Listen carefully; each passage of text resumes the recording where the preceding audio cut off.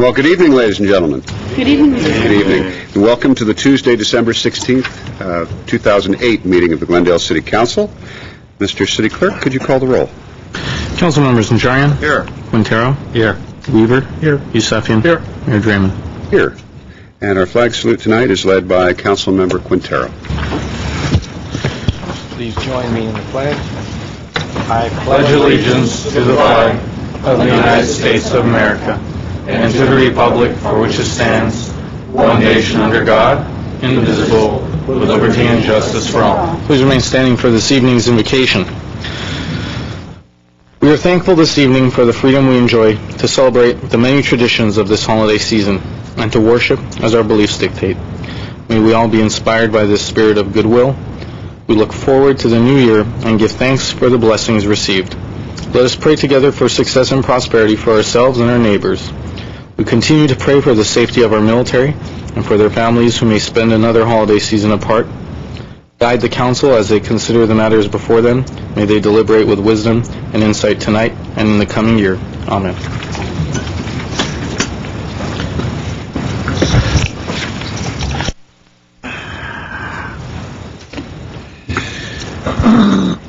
Thank you, Mr. Kasakian, for those words. Let me see. Mr. Kasakian, let me ask you to give us your report. Certainly. The agenda for the December 16, 2008 regular meeting of the Glendale City Council was posted on Thursday, December 11, 2008 on the bulletin boards outside City Hall. Okay, thank you. Mr. Yusefian, you weren't here for housing, as you know, but we need to adjourn a meeting. Okay, at this time, is there a motion to adjourn the meeting for Housing Authority? So moved. Second. We are adjourned for the Housing Authority. Thank you for that housekeeping, Mr. Yusefian, and thank you, Mr. City Attorney, for reminding us. All right, our next item. At 3 is presentation on appointments. At 3A is reappointment of Ms. Paula Devine to the Commission on the Status of Women, offered by Councilmember Najarian. Councilmember Najarian. Mr. Mayor, it is my pleasure to put into the nomination Ms. Paula Devine.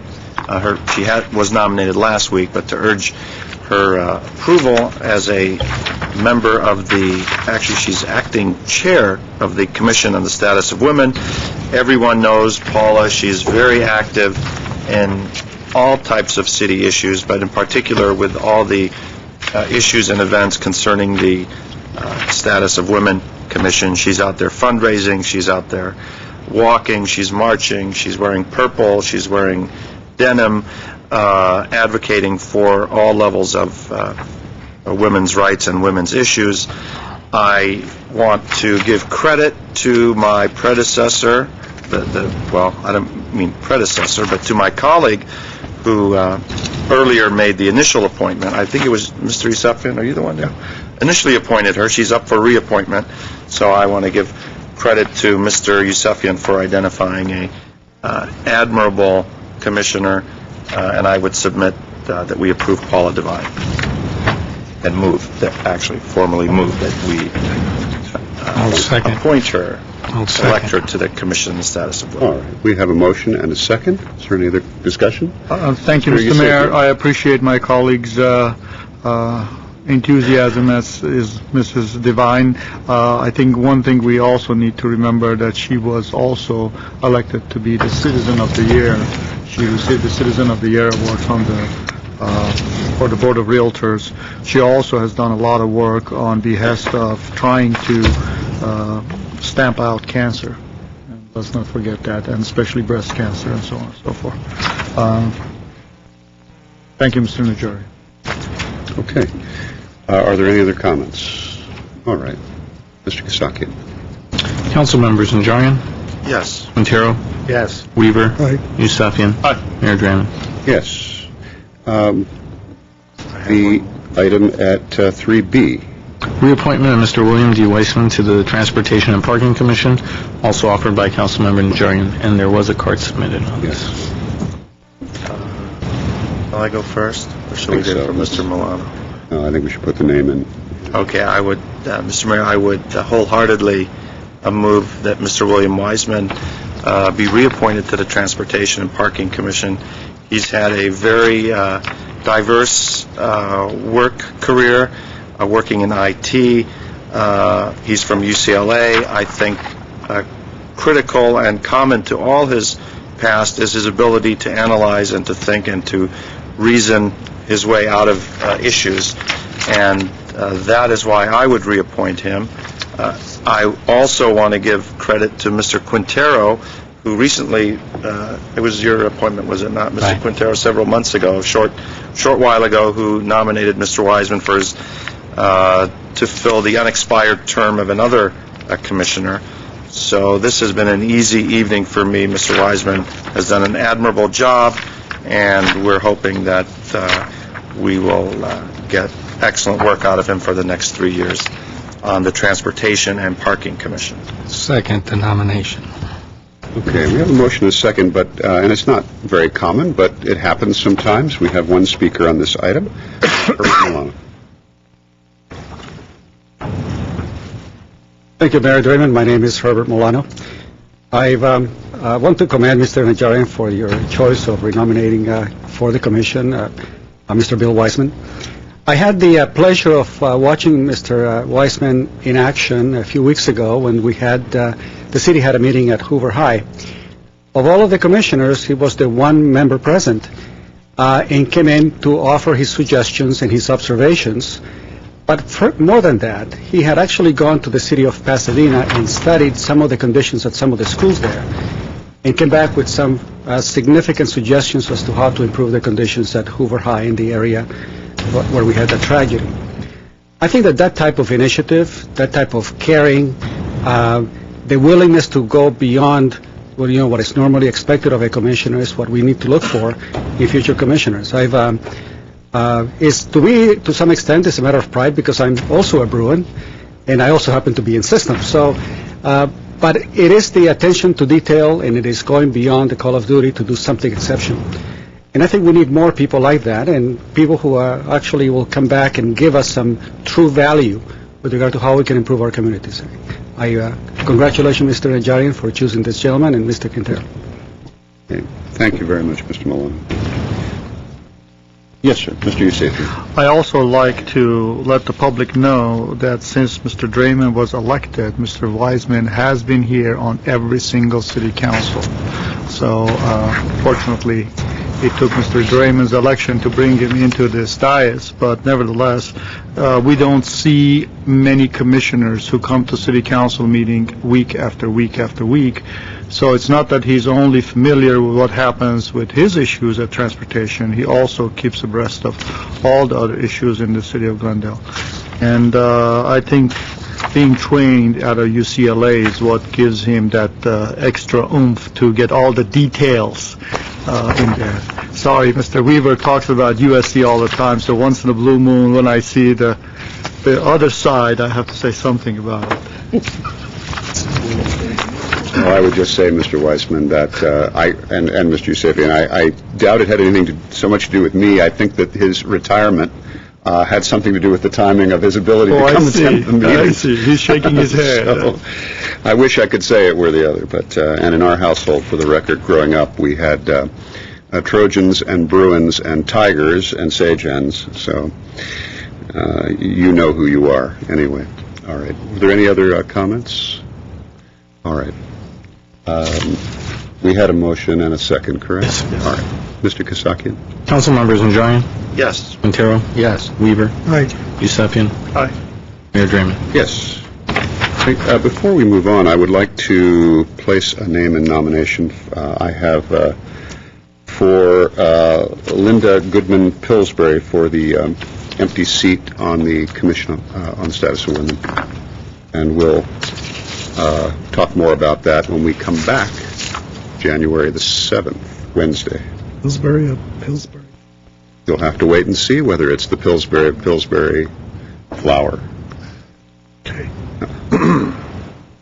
All right, thank you. Mr. Kasakian, next item, please. City Council and staff comments. Mr. Weaver, anything? No. Mr. Quintero?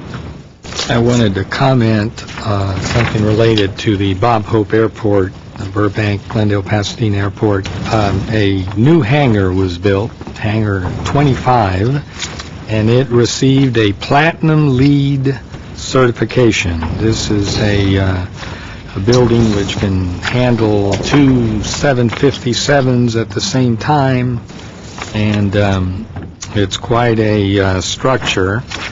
I'm not going to list all of the design elements, but just to give you an idea, the solar powers on top of the roof, solar panels on top of the roof, will produce 110% of the hangar's power needs, so that they're actually going to feed power into the grid. And there won't be any requirement for artificial lighting during the day. They've just done a number of things with this building that is truly amazing. But the idea that, well, we'd like to go for a LEED certification, we'd like to save energy, but it's just so expensive. In fact, this hangar was built for the same price as a traditional hangar. So anyway, just wanted to point that out. Obviously, when we build here in Glendale, we should push the LEED certification. Thank you, Mr. Quintero. Mr. Najarian. Just a couple of quick ones. If we could please get an update on what's going on Gladys Drive. I've been receiving several emails. There's some construction issues. Some neighbors have given me a few emails expressing some concern. If you could give us an update as to whether this is the actual repair that we've been so sought after, or this is something else. I think council would like to know, and perhaps the residents up there, if they're not fully aware of what's going on. The next item is I had a chance to meet with the mayor of Burbank today, Dave Golonsky, who was absolutely gaga over these two items. And I'm going to give one to Mr. Yusefian to identify. It's an aerator. It's an aerator. Can't put one by him. This is a special aerator that is a low-flow aerator. It will only permit 1 gallon of water per minute to come out of the faucet. It is easily installable in any home faucet. Well, he said 99% have the universal fitting. A typical aerator permits 3 gallons of water to be flowing through the faucet. Burbank has sent one of these to every single one of their households, much the same way that we've sent a compact fluorescent light. There are great water savings to be made. He said that these are subsidized by the Metropolitan Water District to some degree. He was a little vague on the funding source, but they're very reasonable, if not free, for the city of Burbank. He walked in with a tray of like 100 of them, was passing them out. We were in San Fernando City Hall. He actually went into their restroom, took off their old aerator, and put on one of these. So if we could look into this as a means to save water. Did I? Oh, well, I didn't know who else to look at. He's the closest. He's the closest one we have. And especially if it's at low cost, and if we can get these to our residents either through the mail or through a free pickup, I think it'd be great to just continually do our part to save water. Very good. Very good. Mr. Yusefian. Thank you, Mr. Mayor. The reason I knew about these aerators because I took the opportunity to call GWTP to come to my house and do an audit of water and electric use, which is free to the people in City of Glendale. If you are paying a bill, all you have to do is call and make an appointment. They come in. So as a process, they came in, they put all of these handy-dandy things on all of my faucets. They also changed some of the light bulbs that were not fluorescent, and I think I had only 2. everything else is all fluorescent, so they changed those. So if you are a ratepayer and all you have to do is call GWP and set up an appointment, they come and do an audit. They also replace all your regular bulbs with fluorescent bulbs at no cost. They also put all these aerators. They also do a survey of your sprinklers. They adjust them and the timers and so on and so forth, and they'll tell you what sprinkler heads you should buy and don't use it, don't water this often, and so on and so forth. They did adjust my sprinkler valves, timers on, because I had it set up to go on 6 in the morning, and all of a sudden I realized I'm not waking up that early, so they had changed it and made it a little bit later. So that's how I found that out.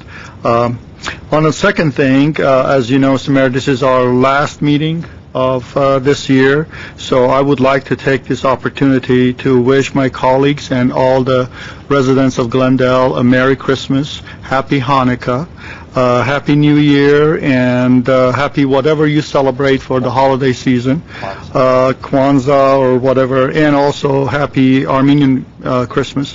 Be merry and spend some time with your family. You don't have to watch the city council for the next 3 weeks on Tuesdays, except on the Wednesday coming after the last Tuesday, which is on the 7th instead of the 6th. And, these are times of years that you spent with your family and friends, so cherish them. And thank you. Thank you, Mr. Yousefi. I have a couple of items. One is I had the opportunity last week to visit with Mrs. Brohier's class at Keppel Elementary School, her second grade class, and I found out, although she didn't tell me, one of the parents there let the word sneak out that she was the distinguished person of the month at the school district, and very dynamic and well-loved teacher there, and I enjoyed very much visiting with her class.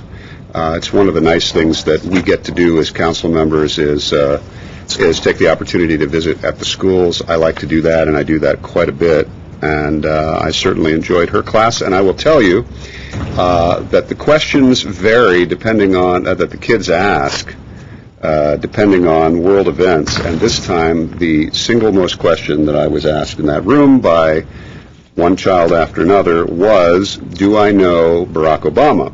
So I had to make a blanket statement that I don't. But in any case, so I enjoyed visiting with them, and I certainly hope that they return the visit by coming in the upcoming year on a Friday, as we've been doing. It's a little tradition I picked up from my predecessor as mayor when Councilmember Najarian was mayor in the previous term, of having children in on Fridays to visit here and ask questions about city government, how it works, and meet with some of our city officials. So I've been doing that as well, and I plan to continue doing that, and I invite them to return the visit. The next thing I wanted to address was Mr. Kleinsasser on El Lado Lane, and we were checking out that mystery, and I think, Mr. Zern, your most recent email was telling me that you think Mr. McFall knew something about the mystery of the water spigots and so on, and yes, Mr. Mayor, and he spoke with Mr. Chapchin, and the note I had back was that staff. Oh, there's Mr. Chapchin. There's Mr. Chapchin now. I certainly can answer that if you want, Mayor. Could you? Raymond. Yeah, apparently this was a line that was placed in there by Parks and Recs Department 25 years ago, all along, both north of Whiting Woods and south of Whiting Woods. 10 years ago, we replaced the lines north of Whiting Woods because they're galvanized steel and they've rusted through. Same happened this time. The cost for that is about $11,000 apparently to retrench and put in all new lines. So we're looking for potential money for that. Right now we don't have the money to pay for that. So we are looking at replacing. So that would explain why the water stopped running. Right. Okay. And I think perhaps four houses out of the entire block use the water for garden. Or for gardening, yes. Yeah. Okay.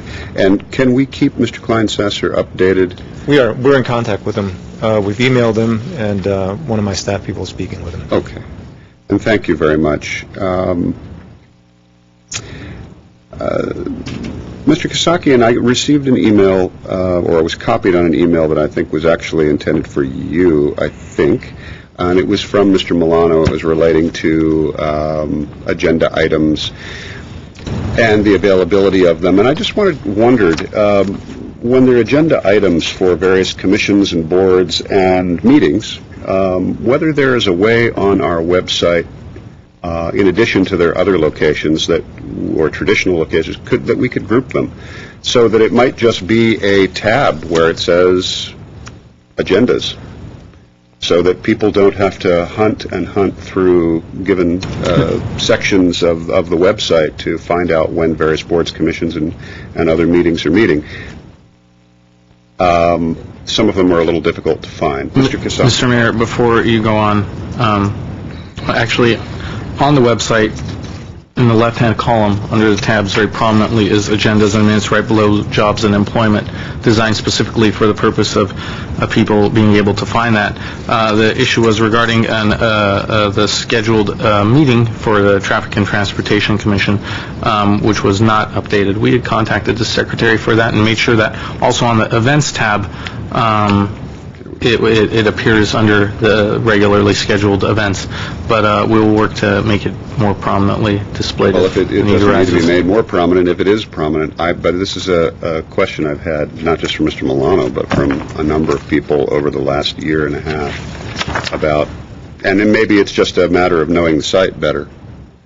Perhaps. But in any case, that should be the easiest thing for people to find if we want to grow the attendance here at various meetings. I did speak to Mr. Milano, and some good ideas came out of the discussion, so we'll look into them.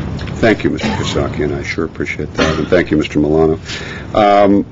Another next to last item is, I want to make the announcement now. Actually, I made it at the kickoff for the Snapshot of Glendale book at the Central Library, but I'm going to make it again now since we don't meet again before the end of the year, and that is that I would like to ask the cooperation of the Glendale Historical Society, the Historical Society of the Crescenta Valley, as well as our own library, to engage in the city in a Glendale history drive, sort of like a paper drive or an aluminum can drive, but this will be a drive to basically bring in the missing elements of Glendale's own history. There's a lot of our own history in the form of documents and newspapers, photographs, manuscripts, and artifacts that are sitting in people's attics and basements and mantles and bookshelves.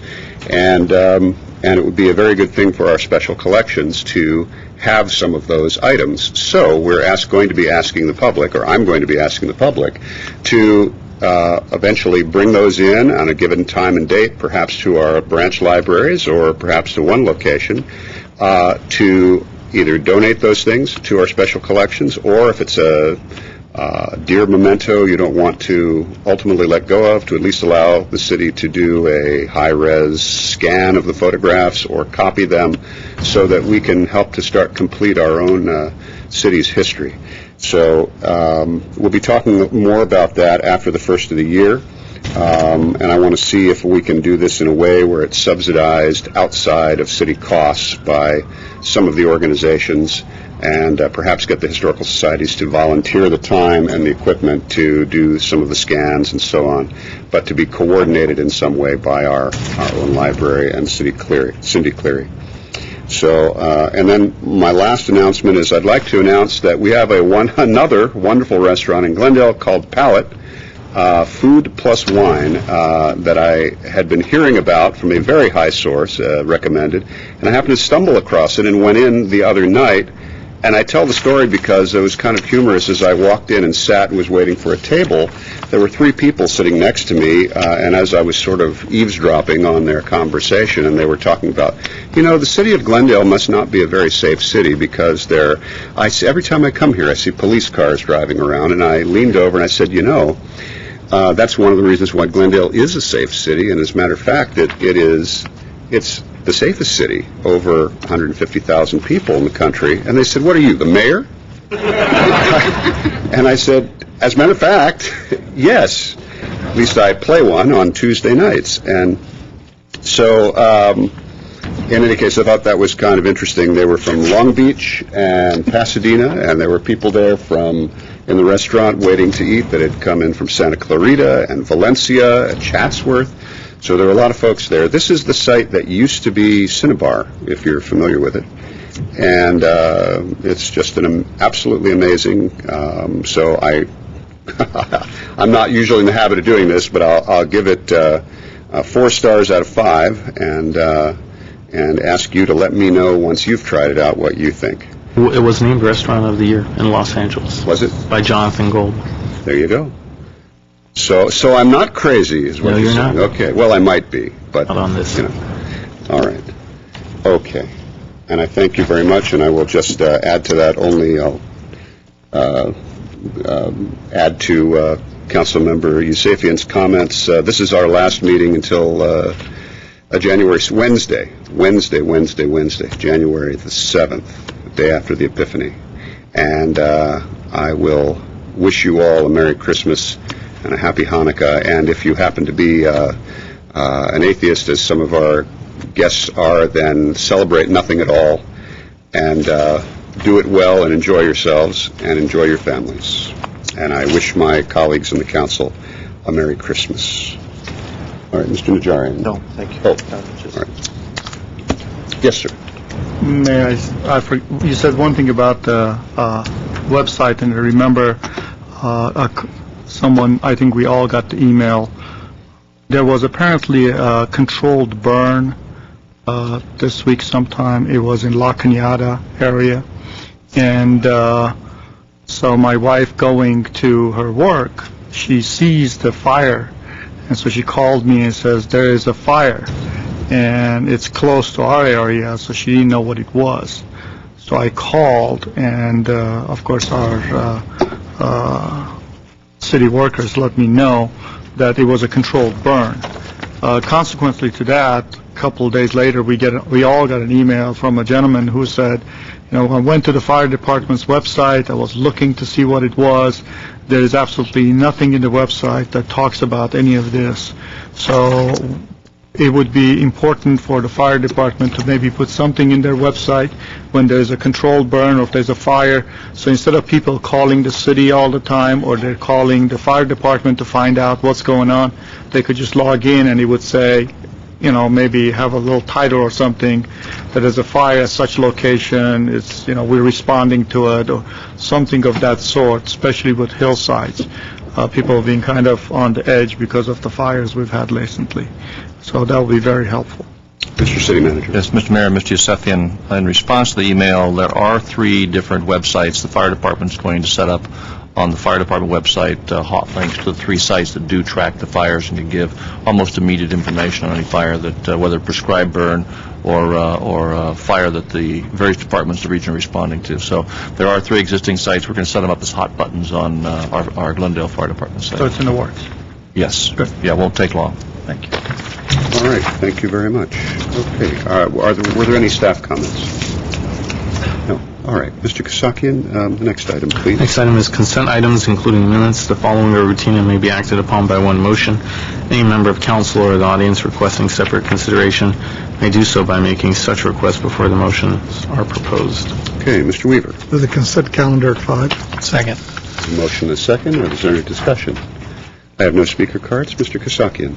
Council members Najarian? Yes. Montero? Yes. Weaver? Aye. Yusefian? Aye. Mayor Draymond? Yes. Next item. At 8, under action items, at 8A is it would normally be oral communication. Yes. And ladies and gentlemen, as you know, we take oral communications at the end of the agendized items. There will be a slight change in that tonight, but we'll come to that. In any case, at this point on the agenda, we hear from those who volunteer to limit their time to 3 minutes for the purpose of making announcements. And I have a couple of cards here, but I also want to make the announcement that didn't quite become clear last week, and we had a couple more folks fly under the radar.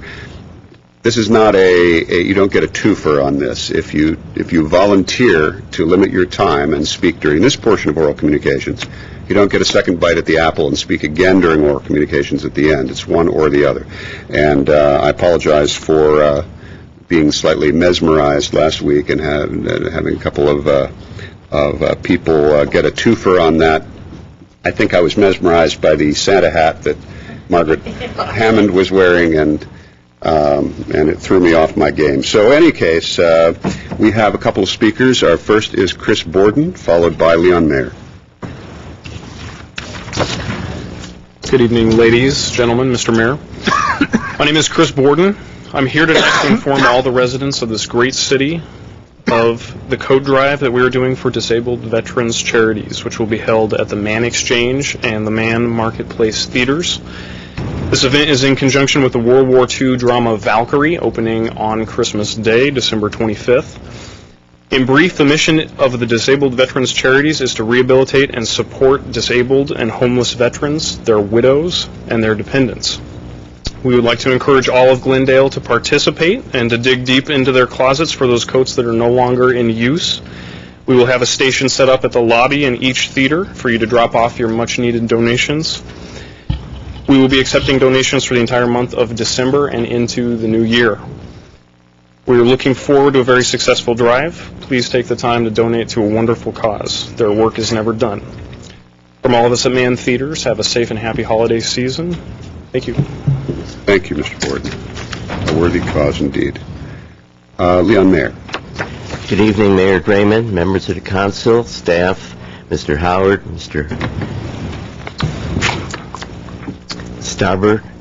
My name is Leon Mayer. I'm here on behalf of the Glendale Library and the Friends of the Library, and we're having an event on January 8th called Cuba Before Castro, and this is a program we talked about last week in which we're having Peter Maruzzi, an educator, architect, and historian, who will talk about his book on Cuba Before Castro, when Cuba was a tropical playground. And this is co-sponsored by Porto's Bakery. Porto's has a Cuban connection, or they had a Cuban connection many years ago. Refreshments are free, of course. And this should be an interesting event, and I've talked about it before, and I think that's all we need to know about it at this time. That is Cuba Before Castro, January 8th at the library, Central Library, 7 o'clock. I want to spend the rest of my time today talking about a great event, a very important event we're putting on January 22nd. And this event is co-sponsored by the Center for Armenian Remembrance, the Friends of the Glendale Library, and Temple Sinai of Glendale. And the purpose of this event is to honor two giants of the human rights activists of the last century. They were both lawyers. One was Raphael Lemkin. He was a Polish Jew who he escaped with his life, but he left 42 members of his family who were not that lucky. He became an advocate, and he had already become an advocate for the Armenian people, and then he became the founder, so to speak, of the Genocide Convention, in which genocide was finally called what it was, the crime of all crimes. And he and the other gentleman, an attorney, Baha Kadarshian, who is the founder of the Armenian National Committee and a hero to Armenians. He was again an attorney in the 20th century, and Vargas Yagayan, a Glendale attorney, is the one who's compiled these two books about two famous gentlemen.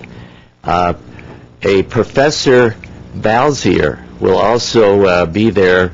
He was asked to and did the forward for Vargas Yagayan's book on Raphael Lemkin, and he's been active with the Holocaust Committee in Washington, and that's Thursday, January 22nd, admission free, parking validated. Thank you very much. Happy New Year to everybody. Okay, thank you, Mr. Mayor.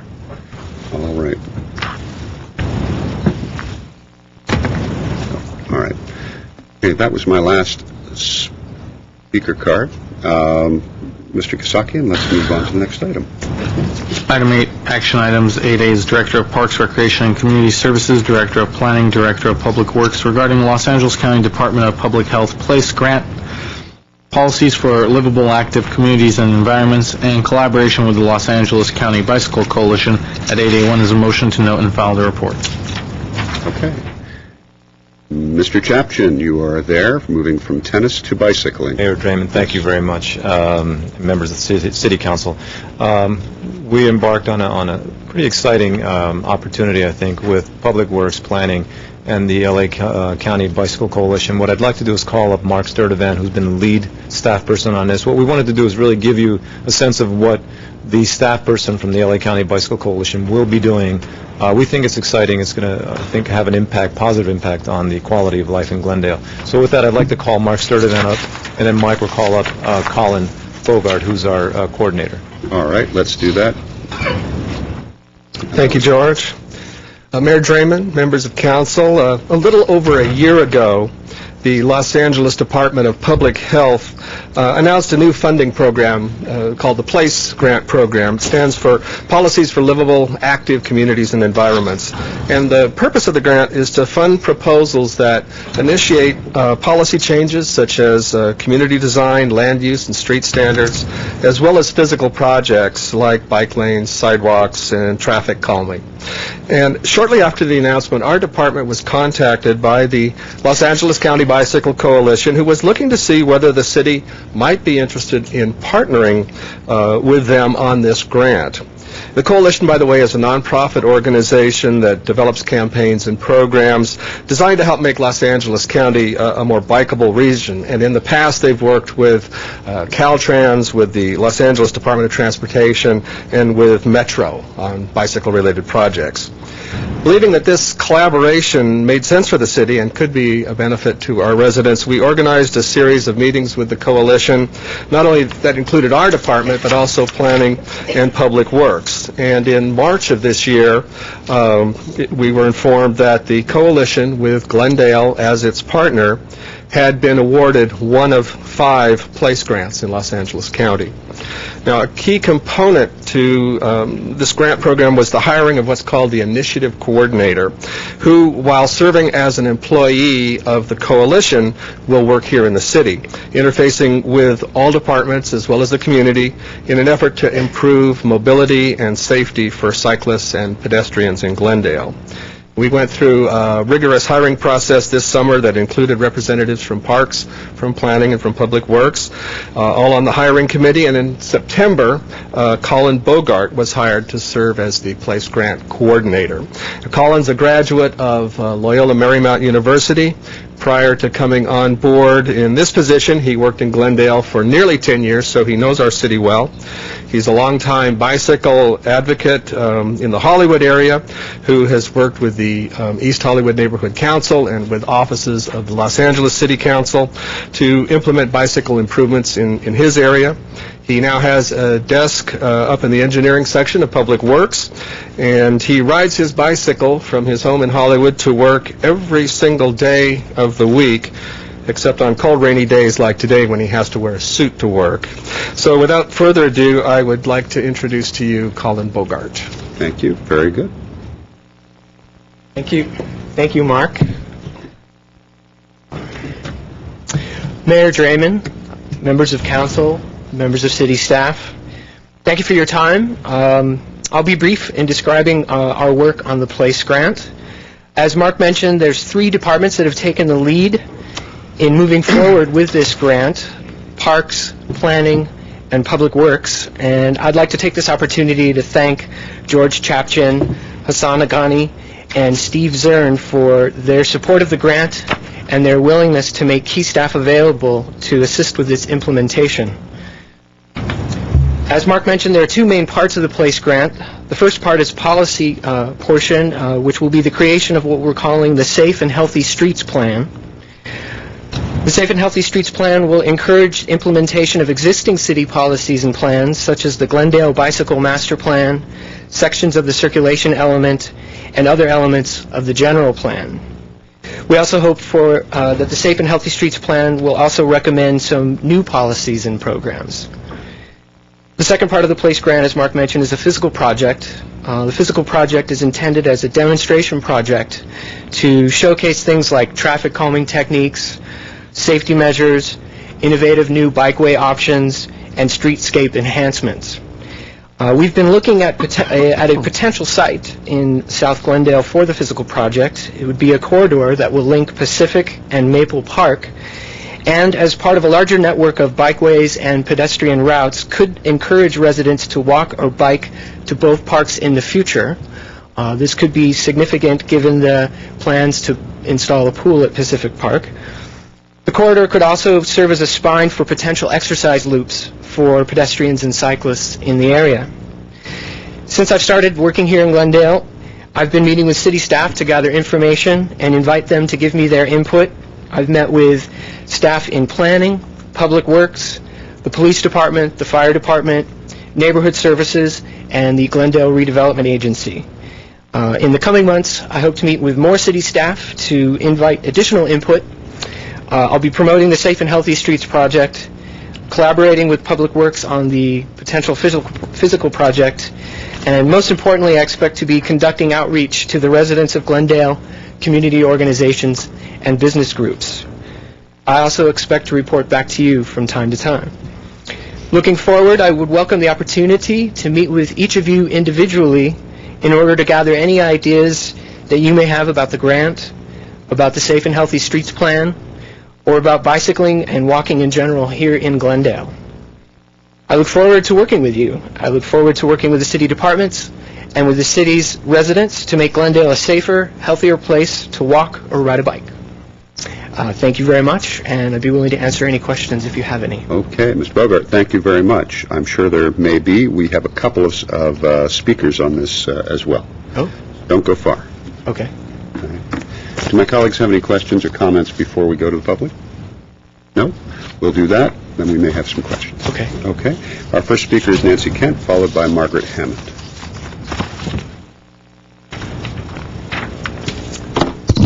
Nancy Kent, resident of Southeast Glendale, and this is great that this is happening. If Glendale provides safe bike routes or bike paths, we'll see a lot more people using bicycles for transportation. I have a question. The staff report for this mentioned several locations that have bike racks or bike lockers, and I have seen the bike racks, but I'm wondering where the bike lockers are located. And next point, the DVD called Contested Streets describes successful, popular innovations done in recent years in London, Paris, and Copenhagen to use some streets for pedestrians and bicycles only, or to use some lanes for buses and bicycles only. And Glendale should use some of the space on our public streets for something other than the fastest possible movement of automobiles. Thank you. Thank you, Ms. Kent. Margaret Hammond?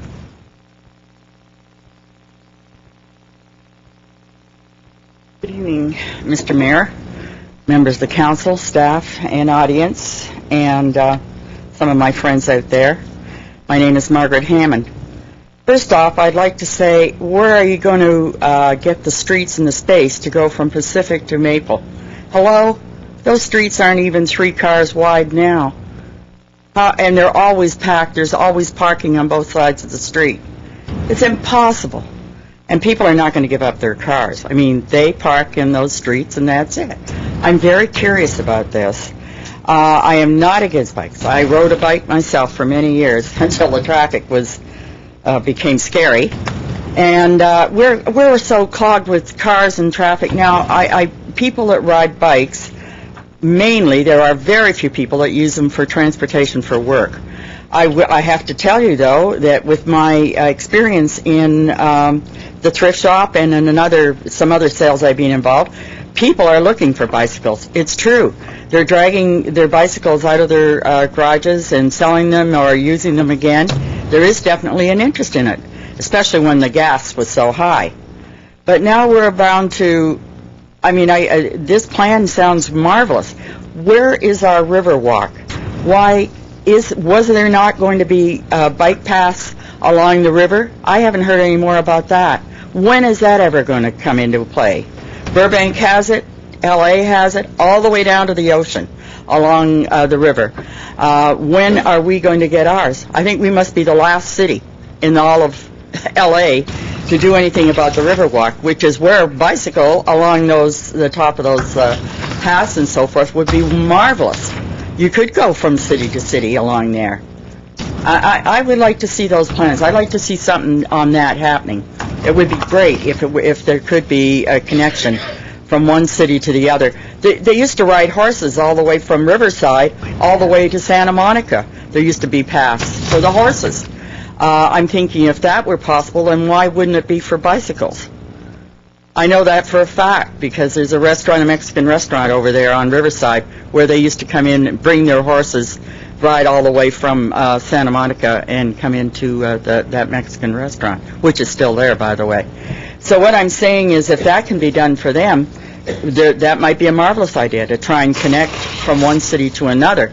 But where are the plans for it? Not on our city streets from Pacific to Maple is impossible. Those streets are, like I said, I drive them every single day.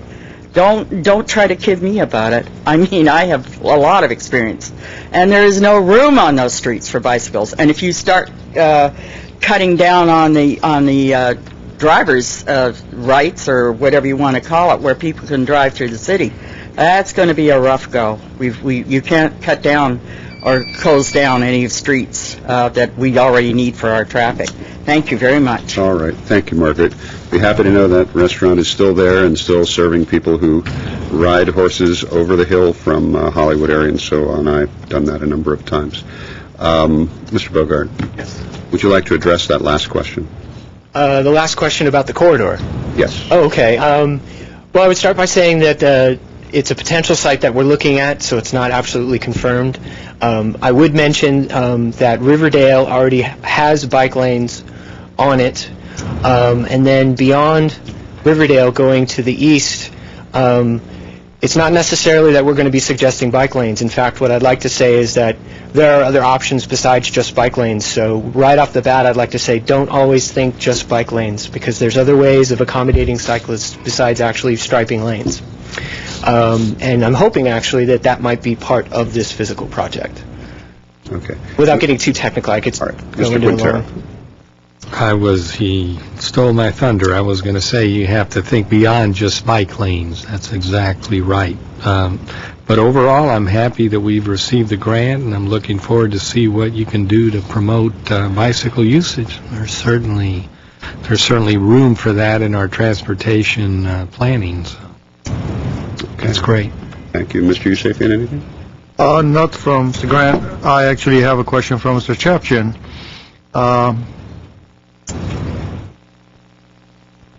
Could you answer Margaret on the issue of the Riverwalk, please? Yes, the Riverwalk project. We partnered with Northeast Trees, which is a nonprofit organization, to design it and build it. Unfortunately, we have some issues with the entitlements with DreamWorks over there, so we're trying to hammer out some of the issues there in terms of how much space they allow us to use on that Riverwalk. So we're still in negotiation on that piece of it. So that's where the hang-up is, really. All right. Should have told us that before we approved their stage 2 design. Yeah, that's exactly. We could have urged compromise. All right. Well, you know what? I'm very disappointed to hear that. We voted on it quite a while ago. I thought we were in the process by now of letting contracts out, and so we're actually waiting to negotiate the right-of-way. Well, folks, before we get into a full-blown debate on the Riverwalk, that's not on the agenda, but we can place it on the agenda for an update. Why don't we do that? Yeah. Okay. All right. Coming back to item 8A, are there any other comments from the council? Questions? All right. Move 8A. Second. All right. 8A1, you meant? 8A1, yes. It's a motion to note and file a report. Mr. Kasakian. Council members Najarian? Yes. Quintero? Yes. Weaver? Aye. Yusefian? Aye. Mayor Draymond? Yes. Next item, please. 8B is Fire Chief regarding providing contract dispatch services to the City of Montebello. At 8B1 is a resolution authorizing the City Manager to execute the Verdugo Fire Communications Service Agreement with the City of Montebello And 8B2 is a resolution appropriating $90,823. Is there any cards on this? Okay. Mr. Weaver? Well, just another addition to our dispatch center, the premier dispatch center, in the nation, as far as we know. So I'd like to move AB 1 and 2 to add City of Montebello into the second group. We have a motion to second. Is there any discussion? I have a question. Mr. Yusefian. Why do we need $90,000? I thought they were paying us. Chief, would you like to address that? Chief Scoggins. Absolutely. Good evening, Raymond and council members. Councilmember Yusefian, the $90,000 is going to go to the infrastructure upgrades that we need in the center, plus additional salary, and it's all coming out of the Verdugo account to pay for this. And this will be, they will pay us in the future once we start actually dispatching, but there are things that we need to do with the infrastructure to get it ready, and that's not coming out of the general fund account, that's coming out of the Verdugo account. It supports itself. And how much do we anticipate making on this when we start making money on them? Well, they're going to run approximately, we estimate, between 4,900 and 5,000 calls per year, and that brings about $250,000 a year in revenue to the center. And we're going to use that to address the additional salaries that we're going to bring on additional dispatchers and the infrastructure needs that we have for the center itself. So the $90,000 would eventually get paid off by this income? Yes. Thank you. All right, any other questions? Mr. Najarian. Just so I'm clear, we're not making money. No. We're not collecting money and transferring it to the city of Glendale. This is all supporting the center within the fund. Yes. And to improve infrastructure, salary, et cetera. Absolutely, for the dispatch center. For upgrades and equipment change-outs, as things get older, we need to replace them. So this will go into making sure the infrastructure is standing up strong. Okay. Thank you very much. If there's no other discussion, Mr. Kasakian, if you would, please. Council members Najarian? Yes. Quintero? Yes. Weaver? Aye. Yusefian? Aye. Mayor Draymond? Yes. The next item, please. At C is interim director of Information Services regarding increased funds for the annual purchase order to cover telephone network cable and yearly expenses. At C1 is a motion approving increase of funds to the LTEC Network Services, Inc. annual purchase order. Okay, do we have any cards? No, we don't. Mr. Weaver. Move 8C1. Second. We have a motion and a second. Mr. Yusefian. I will be voting against this, and I'll tell you why. We currently have 3 individuals in City of Glendale that are salaried, and their job is to basically run the wires, telecommunication wires, and provide the phone systems. For us to spend another $145,000 just to speed up some of these things, especially when we're having difficulties in these tough times, we could slow down a little bit. I don't need to have all the upgrades. It's not that these phone systems are not working, it's just that we're upgrading them. The upgrade could take a little bit longer time, but in exchange, we need to economize. This is $145,000. This afternoon, we spent over $300,000 to do some improvements that needed to be done. I mean, that was a need to be done. This one, if it doesn't happen, it's not that the phones won't be ringing, it's just that it won't be, ringing with the new wires. It will be ringing with the old wires, and we have to get our own workers, which we have 3 of them, to actually do the work instead of getting one other person to do 4. And that's $145,000. That's my reasoning on that. Okay. Thank you, Mr. Yusefian. Any other comment? Mr. Quintero. Yeah, I see that some of the fire stations have already been done, but Fire Station 26 has not been done. That's next on the on the list. Just a little surprise. Mr. Mayor, let me suggest we comment on that and also give some feedback to Mr. Yusefian on his concern. John McKay. Yes. Members of council. Yes, sir. I'm the interim director, John McKay. Thank you. I'm returning after a 3-year retirement. Has anything changed? The pace has increased incredibly, the demands. It is, the velocity is just amazing. The details, if you have questions regarding what the effects would be to stall some of these projects, I'd like to invite Scott Harmon up, who has dealt with the contracts and deals with the everyday operations of those. Well, to be clear, that's exactly Mr. Yusefian's implications of Mr. Yusefian's comment is what won't get done and what will be this, what appears to be just slowing down the pace of the work. No, I assume that also gets to the fire station issue. Right, there is more to it than Let's see if Mr. Harmon can shed some light on wiring today, tomorrow, and yesterday. Thank you, Mr. Harmon. And in the future. Mr. Draymond, Mayor Draymond, member of council, yeah, it's a little more complicated than just fire station wiring and doing the upgrade. We're currently the wiring we're running is 25 plus years, except for some of the engineering workstations we have trying to get the speed. But with the 3 people we have currently, they take care of moves, adds, and changes we have. Like we just completed the HR department, management services, we did a rewire when you guys had all the departments. I kind of reshuffled all the different areas there. I've got a list of other areas. Main area of concern we have is the old police building. Our 3 technicians cannot possibly rewire that in any timely sense of accomplishment there. That building right now has old wiring. We've moved walls around due to all the different movie industry that's been in there. The comm room has been placed about 6 feet to the east, so the wires are in disrepair, the network equipment, and 3 technicians would basically spend their entire time, we're estimating 2 months there to do that, and we could not accomplish any city tasks. And what Councilmember Yusefian was alluding to in the network upgrade, we have a different CIP for that, of putting all the Cat 3, Cat 4, and Cat 5 wiring we have up to Category 6, which will have increased speed. And it's true, we can go ahead and postpone some of that, but some of the applications will not run on some of the slower wiring. In the old police building, we had an application, they would not certify that their product would work on the old wiring. So we kind of had laid a spider web on top and did, I believe it was 20 some odd workstations, so that the application would be certified by the vendor. All right, let's see if there are some Speaking of the old police building, Mr. Starbird, is this in preparation for the move from the job center? We're doing job center. That's why we're doing it, Yes, right? that's what we're looking at, is a potential moving Verdugo Job Center from where it is over to the police building in order to free up.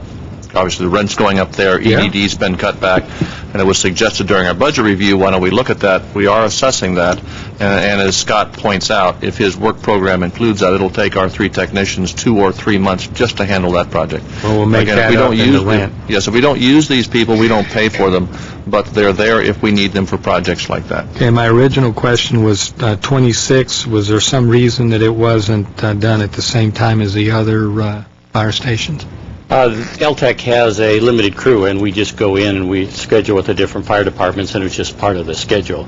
We ran out of money.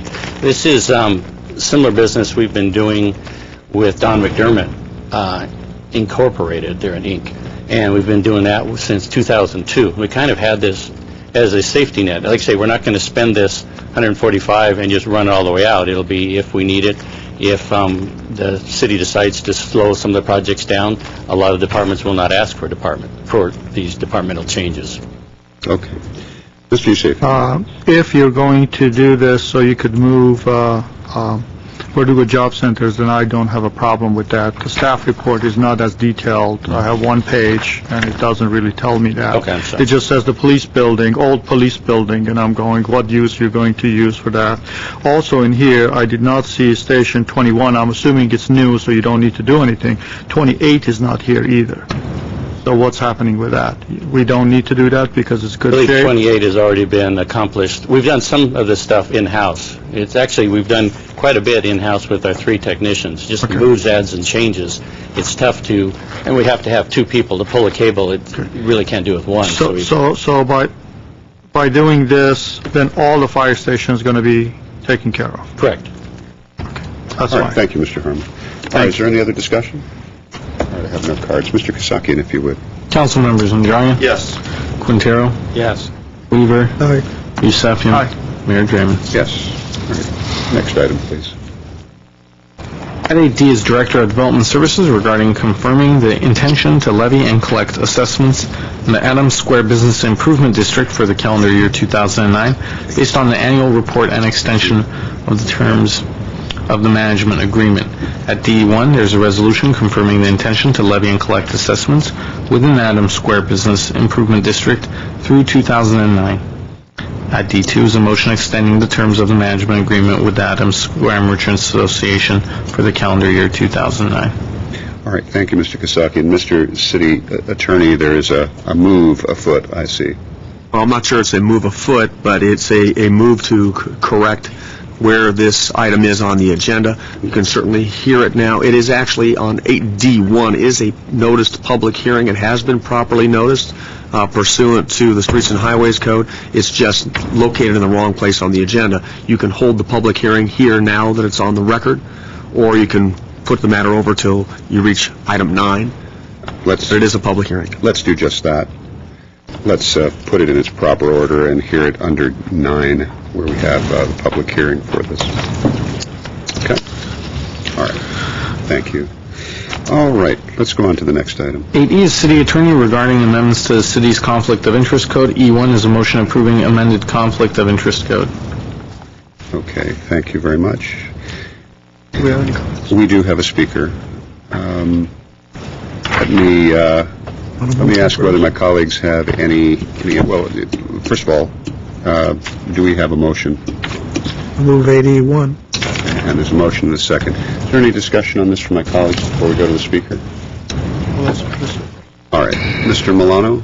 We're prepared to provide a report if the council desires it. Here he is. Mr. Milano, this is 8E.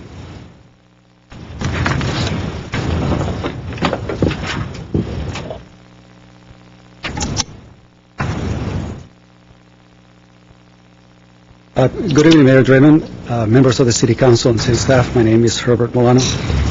The updating of a conflict of interest policy for Glendale gives us an opportunity to think overall about the type of conflict of interest that are already embedded in the charter, the conflict of interest rules that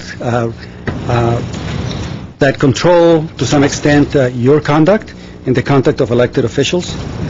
And of course, this particular conflict of interest update provides for the disclosure categories according to the different agencies or the different commissioners.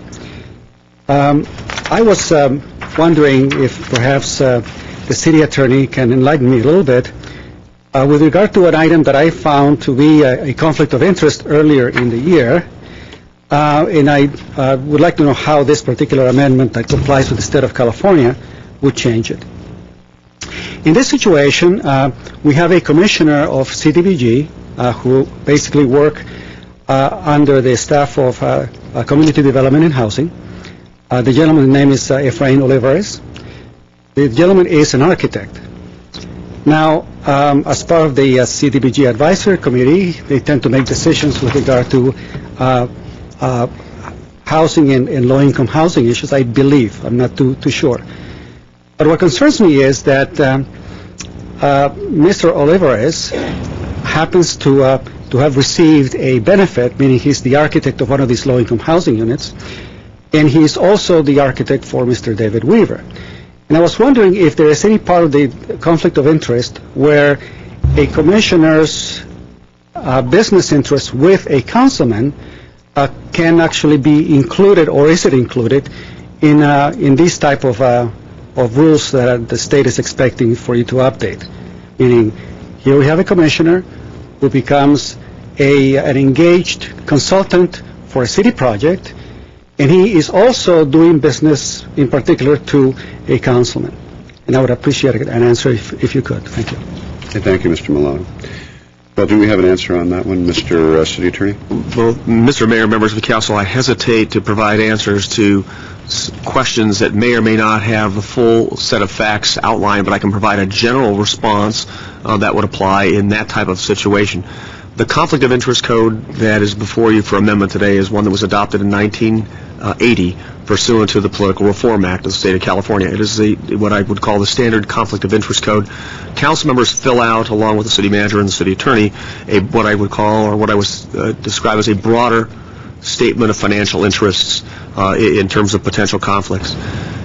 Commissioners and members of city staff that fall within the parameters of state law file what would be essentially a narrow categories of potential financial conflicts based upon the sources of income, gifts, business entanglements, or real estate interests that they have in connection with their official duties. So, for example, a commissioner on the CDVG commission, they would have a narrow reporting category for sources of income from persons or entities that might submit grants for a review.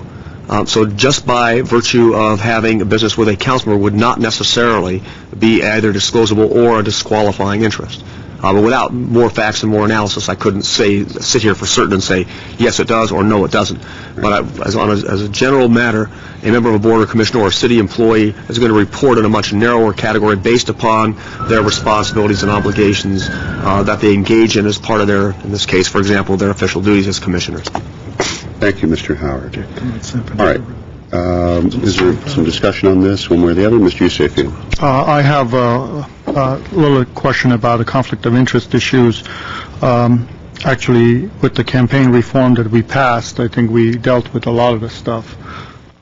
This afternoon, if you noticed, last week I asked a list of all the vendors and the consultants that do business with the city, anything over $25,000 to be provided to all of us. And I actually got a call from Lucy Varpetian. She is working on it and providing that list. Nevertheless, I suggested that she also make the list available to all the other candidates. And to my surprise, what she told me is that the only people who have to abide by those rules are the elected officials, not the other candidates, which surprises me. I don't know. This is probably not the place for it, but somewhere down the line we may need to deal with this, because I know one person who ran campaigns. What they would do is they would get the list of all the vendors from the city, send them all requests for contributions. So they would come and give money, so if this person ever gets elected, then they'll be beholden to them. So I think we need to kind of deal with that. I think that's a separate item. Am I correct? It is, Mr. Mayor, members of council. Different. Mr. Sheffin is correct. The provision that was presented to you for consideration applied only to elected officials because the elected officials are the ones in the position to vote for or against a contract, and that's why it's there. Fairly typical and fairly standard, but certainly we can put the item on the agenda to consider the significant governmental interests. Again, reminding everyone that campaign contributions are subject to First Amendment considerations. We have to look at significant governmental interests. We can put it on the agenda for discussion if you'd like. All right, let's do that for starters. Yes, Mr. But I'm fine with this. I understand some of the modifications. I think we have added some positions that we didn't have in the conflict of interest, and we have eliminated some positions that we don't exist anymore. Exactly. That's it. And with the exception of one position, these are not new employment positions where there's new salaried individuals in those. Some were reclassifications, some were just retitled, some then, because of their job duties, fell within the scope under the Political Reform Act and require then that they report on a conflict of interest form. The budget administrator is, I think, the only new position, as I understand it, from a list that I requested from staff. And the rest of the items are updated according to the recent laws by the state of California? Yes. Thank you. Yes, sir. All right. Are there any other questions or comments? motion? Do we have a motion? And there's second. And a second. All right. Mr. Cassatt. Council members Najarian? Yes. Quintero? Yes. Weaver? Aye. Yusefian? Aye. Mayor Draymond? Yes. All right, next item, please. 8F is City Attorney regarding formalization of policy regarding placing matters on the agenda. At 8F1 is a resolution approving council policy for council members' requests to place matters on future agendas. How perfect is that timing, folks? All right. I have no speaker cards. Are there any questions? I'd like to have Mr. city attorney give us a All little right, can you quick give us a rundown. very quick rundown? Reader's for Digest the- version. For the Should be simple, Mr. Mayor, members of council. In October, the council had a discussion about the policy for council members to place matters on the agenda. After some discussion, the direction that was given to us was just to write down what the council's current practice was in terms of placing a matter on the agenda, and that's what the policy is. The general rules, the council member can request that a matter be placed on the agenda, and the mayor can, either on his own accord or at the request of another council member, seek whether or determine whether there is a council direction or consensus to place that matter on the agenda. So that's what's been formalized in the attached resolution. All right, very good, Mr. Garcia. Is there anything else from the council? Well, Mr. Weaver. the way it's written, it says what's on the mayor or majority of council can decide whether they want it on or not. Our current policy is if a councilman wants it, it's put on. Right? Well, and The mayor again, may turn and say, well, do the Yeah. majority of council want it on? that's correct. I'd like to see may changed to shall. Because a lot of times a councilman wants something on, or a councilwoman wants something on, and then majority of, afterwards you hear, why was that put on? Well, we don't want to offend because the one person wants it. But any time that any of us ask for anything to be done, 9 times out of 10, it means staff time. A lot of staff time sometimes. And I think a majority of the council ought to weigh in if we want to keep adding things to the staff time. So I don't care for the word may. I think it should be shall, you shall ask. My only response to that would be a policy call of the council to put that in the policy. Exactly. The only comment I had, the policy does state that the mayor, either at his own court or at the request of another councilman, can put it to the vote of the council whether or not to bring that item back. But if you want to have it as a shall, that's certainly something the council can make as part of the policy. That's just Mr. Quintero. Well, may or shall, there is a difference, and I think I agree with the shall. I mean, I think if the majority of the council wants something on the agenda, then that makes sense. Otherwise, staff has numerous requests that one person is interested in it, and they have to do the work, and so I wouldn't have a problem with that. Councilmember Najarian. I think the current policy as stated is not clear. It says individual council member may request at a meeting of the council that a matter be placed on a future agenda. Okay. In the event such a request is made, the matter shall be placed on a future agenda, provided that at the meeting where the council member makes said request, the mayor may or shall inquire of the council as a whole whether there is a consensus or a desire of the majority of the council to place the matter on a future agenda. It doesn't state that should a majority of the council be wish not to have that the matter will not be placed on the agenda.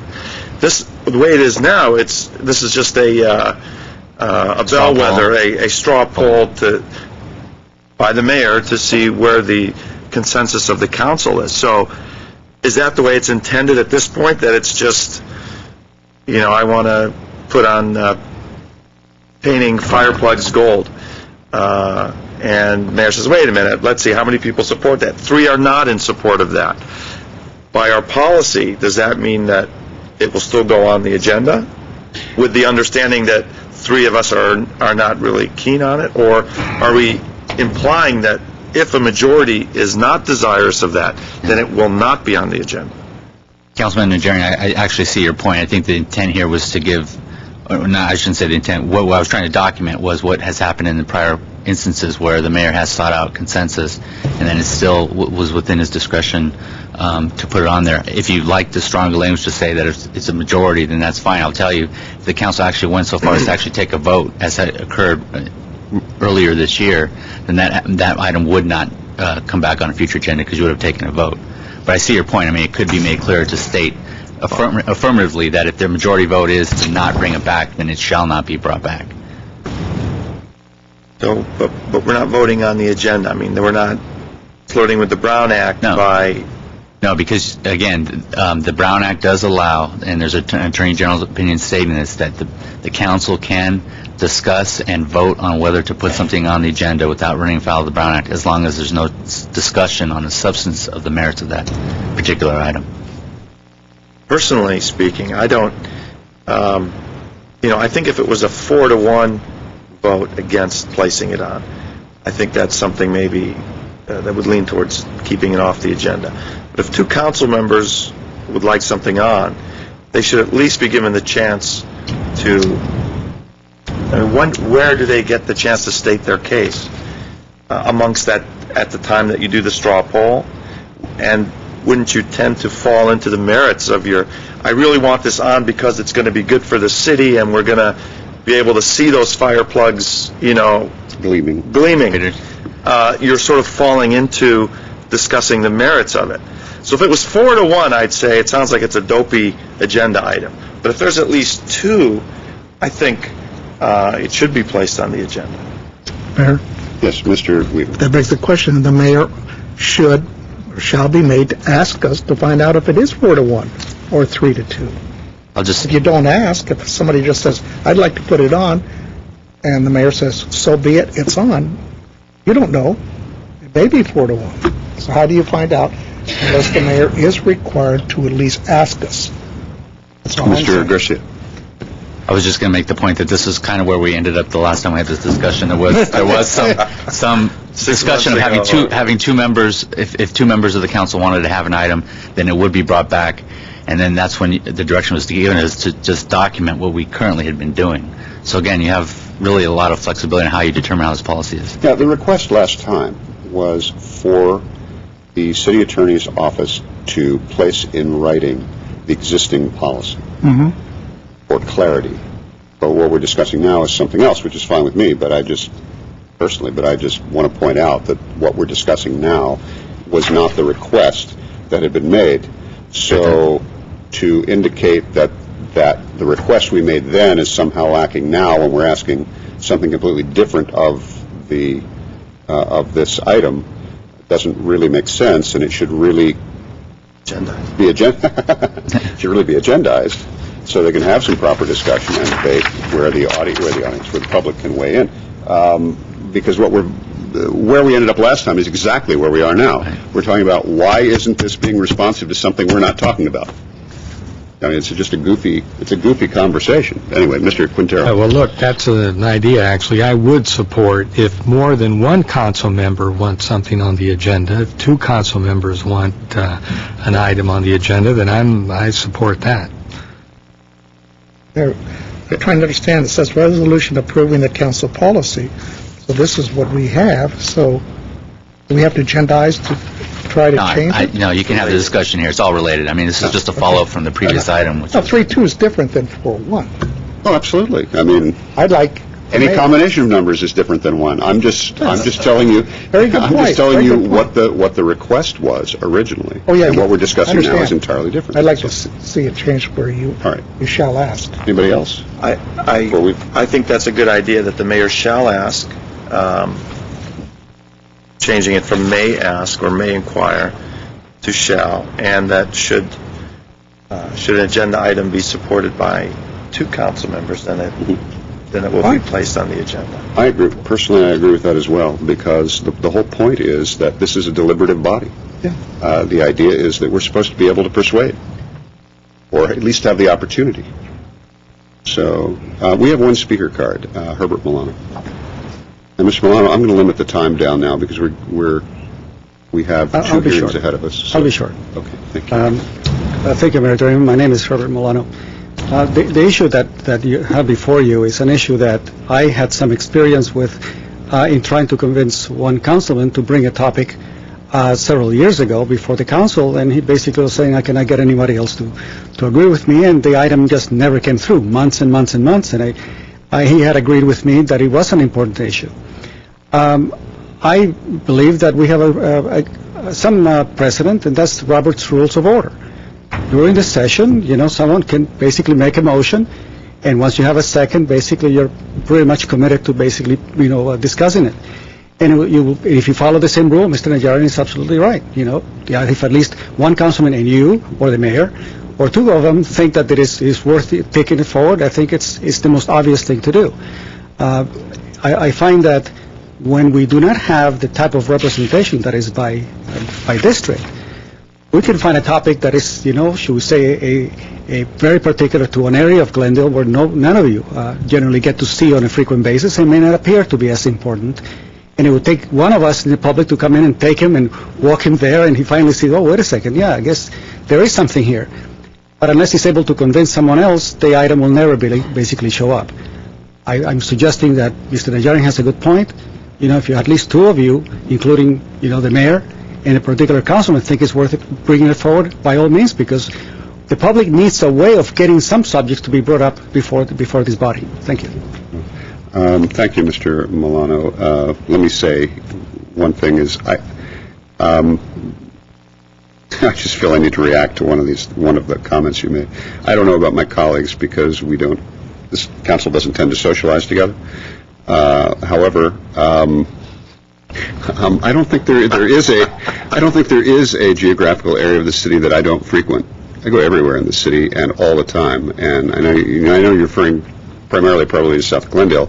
Not only do I go there all the time to conduct personal business, to shop, to visit friends. I used to live in South Glendale for 10 years, so I know the area and I'm there all the time. Putting that aside, I agree with you completely. This is the whole idea is to be able to have the opportunity to raise an issue that may be specific to not just a region of the city, but a limited segment of the constituency having nothing to do with the region. And it may not be something that in the judgment of the overall council has merit broadly for our constituency as a whole. So, in any case, again, I would support that idea. Mr. Yusefi. Let me give you my arguments a little bit differently. You, among many of us who run for city council, tell people, elect us so we could be your advocate. We're going to be your voice. You're going to listen to you and go to city council and bring up your ideas and your concerns. And when you call us, and you may not call all four of us or two of us, just call one person.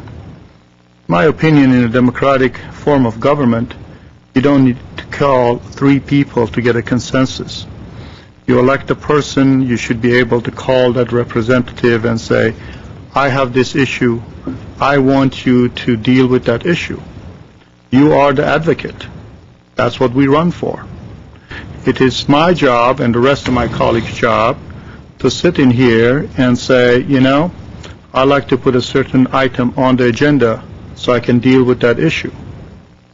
Now, I could see the political ramifications of this when two or three like to make the other individual look bad or make them look ineffective to a point that that individual is unable to bring any of his constituencies' concerns to the dais to deal with it as an advocate.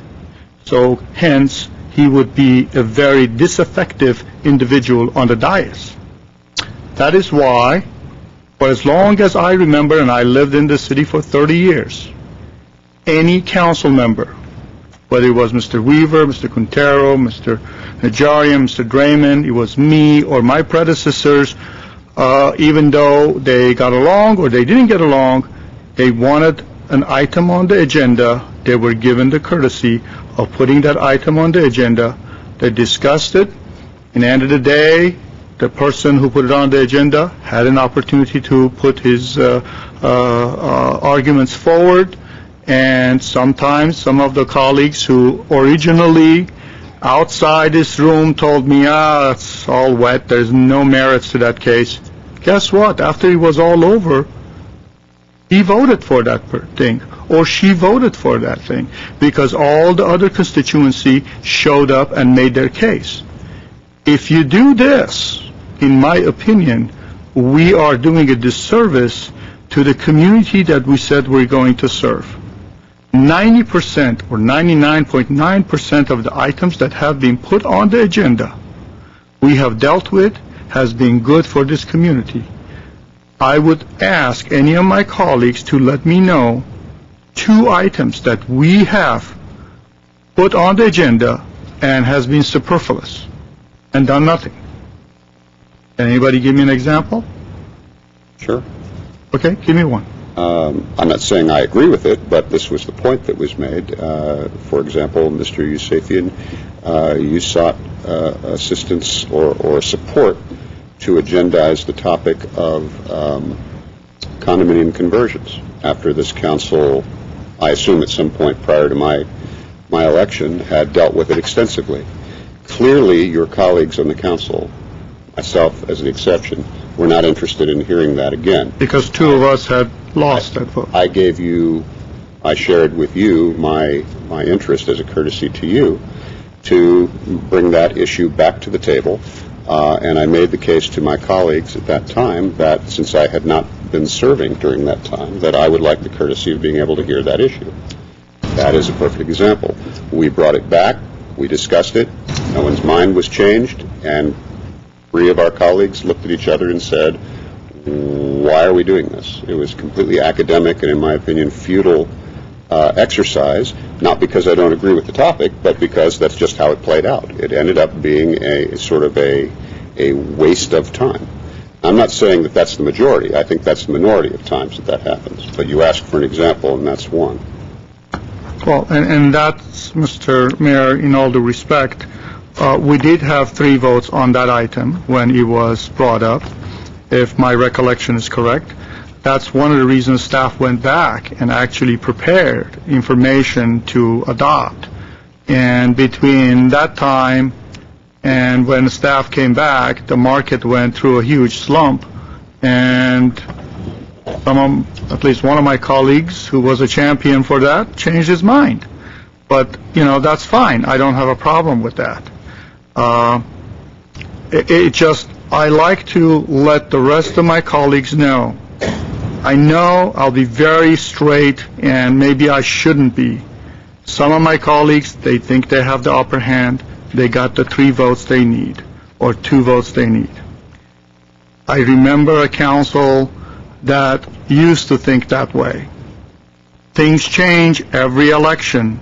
So some of the same people who are going to push for this ordinance, as Larry Zarian once told me, be careful what you wish for, because you just may get it. Is he the one that coined that phrase? Well, not him, but I'm pretty sure he takes it, then he coins it himself. But he takes credit for it. But I just can't see how this will backfire on this very same people who are saying, let's do that.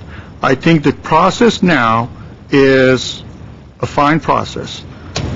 The last item I asked for, I didn't see anybody jump up in here and say they're against that discussion. If we don't see a real epileptic shock and people saying, no, let's not go there, I think the mayor can just think that that's okay and let's discuss it. But for us to have the mayor, regardless of who it is, has to take a vote every single time, basically the opposition will take the stand that, you know what, they were against this item. And then what will happen is another council member can put real sensitive, superfluous stuff on the agenda or ask for it, and the council can say, it has nothing to do with us. We're going to vote against it. And that's what I'm worried about. Well, let me also make this comment, this observation, as someone newer to the council.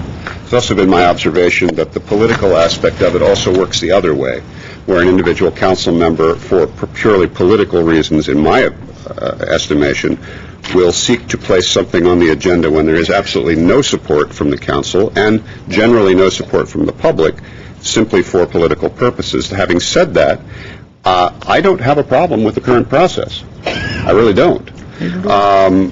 What I'm trying to say is that if a council member, just as we have, whether it's Mr. Yusefian, Mr. Najarian, Quintero, Weaver, whomever, wants to place something on the agenda, and whoever the mayor is, me or anyone else, turns and says, Mr. Starbird or whomever, let's place this on the agenda, and there is no objection to that, I don't have a problem with that. I also agree with Mr. Yusefian that there is a problem when we get into the process of voting, in essence, on every single thing that someone wants to agendize. I find that to be absurd as well. What I am saying, though, is if an individual council member or the mayor wants to place something on the agenda and there is an objection raised, that I think it is fair for the chair to say, is there support for this? Which is what we have been doing. That's exactly what we've been doing.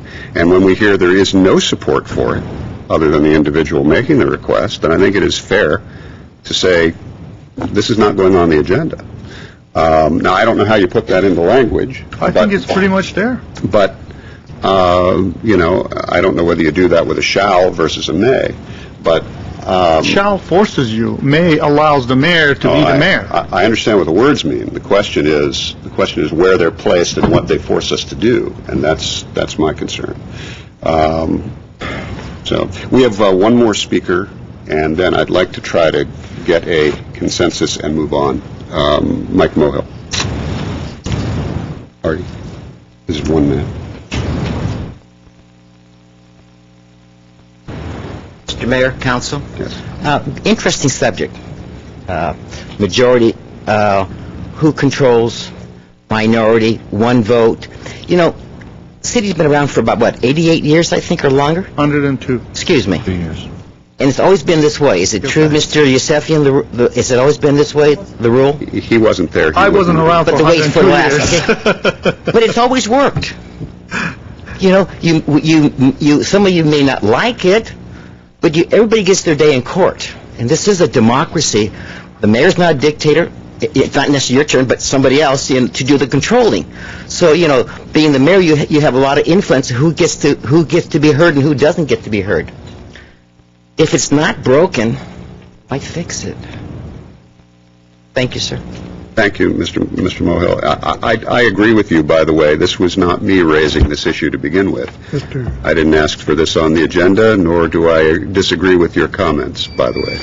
So, yes, Mr. Weaver. Well, I didn't ask for it to be on the agenda either, but since it's here, it's my belief there's been a heck of a lot of wasted staff time based on one council person or another wanting something on the agenda. I mean, I get feedback from staff. Priorities change. My whole career with the Corps, Colonel would come down and says, I want this now. And we'd sit there, well, we got all this to do, we have deadlines to meet, but we're supposed to drop it because Colonel, somebody above, wants it. Do they understand what they're asking? That question never gets asked here. Staff asked to do something does get impacted on their current work assignments. So if this stays the way it is, now on, for the rest of the time I'm on council, every time anybody here asks for something to put on the agenda, Mr. Mayor, I'll turn to you or whoever's the mayor and say, I'd like to find out if the rest of my colleagues want it on. Every single time. I think that's only fair. One person wanting it, I don't think it should be on because of the impact it's having on staff. So do what you wish. Mr. Quintero. Well, if we want to codify something this evening, then I would recommend the two council member rule.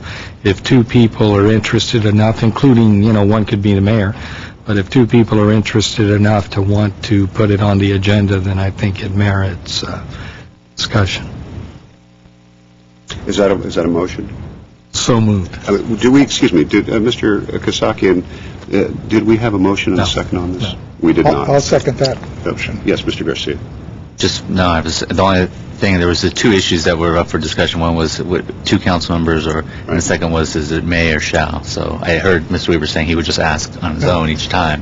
His motion was simply on the two. I'm asking whether that was a motion, so we know how to, I as chair know how to proceed. It sounded like a motion, so that's what I was clarifying. Okay, we have a motion. Is there a second? Yes, I second. Yes, sir. Yes, okay, we have a motion and a second. Is there any further discussion on this? Just for clarification, that's not dealing with the mayor shall issue. No, that's just support by two council members or councilman and the mayor to have an item placed. Two or more. Yeah, two or more. Essentially, an individual council member will make a request, and the matter will be placed on a future agenda if 2 council members support it be placed on the agenda. That's still a minority, but it's more than one. Well, it's not a two-stage thing, I mean, No, no. that Comes night. back. Yeah, Oh, yeah, right. so you're not going, okay. All right. Is there any other discussion? Mr. Kasaki? Council members Najarian, Yes. Quintero, Yes. Weaver, Aye. Yusefian, Aye. Mayor Draymond. Yes. We have a policy. All right. The other policy. That difficult? Policy was born. About 30 All right. minutes of difficulty. Let's push on to the next item, please. We could hear 9D again, under hearings, or... I think let's hear it. Hearing. Right. Thank you. 9D was Director of Development Services, and this was regarding confirming the intention to levy and collect the assessment for Adams Square Business Thank you. Improvement District. So, public hearing. Yes. Mr. Lanzafame, you're making your way up, just in case. I will in just a second. As soon as he lands. Okay, thank you. Mr. Mayor, Let me. Mr. Mayor, members of the City Council, 2 weeks ago, we were before you. Mr. I'm sorry. Lanzafame, I was waiting for you to arrive so I can open the hearing. I was just wanting to get those words in. Okay, thank you. Are you ready for me? I am. Okay. Go for it. Mr. Mayor, members of the City Council, 2 weeks ago, we were before you with an intention to levy assessments. This is for Adams Square. The law requires that you hold that first public meeting and then a subsequent public hearing. That is what we are for here today. As a second item on this, we're requesting that you also approve for an additional year the management with the Adams Square Group so that they can conduct their activities as a business improvement district. The treasurer of Adams Square Merchants Association, Al Ramirez, is here if you have any questions. This is a carryover from 2 weeks ago. Thank you very much, Mr. Lanzafame. Is there any other discussion on this? Do I have a motion? Oh, you better close the public hearing. Oh, I will close the public hearing. I have no cards, is that correct, Mr. Kasaki? Okay. Mr. Kasaki? No. Mr. Mayor, then I'll move what is now 9B, 1 and 2. Second. Okay, then. It's still 8D. It's still 8D. How do you want the motion then? Just 8D. 8D. 8D, 1 and 2? That's Even correct. though it's now Yes. 9. Just out of order, that's all. Mayor's just taken out of order. Okay. Seconded by council members. Yes. Yes, seconded by 8D, 1 and Councilmember 2. Yusefian. All right. There's no other discussion? Mr. Kasaki? Council members Najarian, Yes. Quintero, Yes. Weaver, Aye. Yusefian, Aye. Mayor Draymond. Yes. Thank you very much.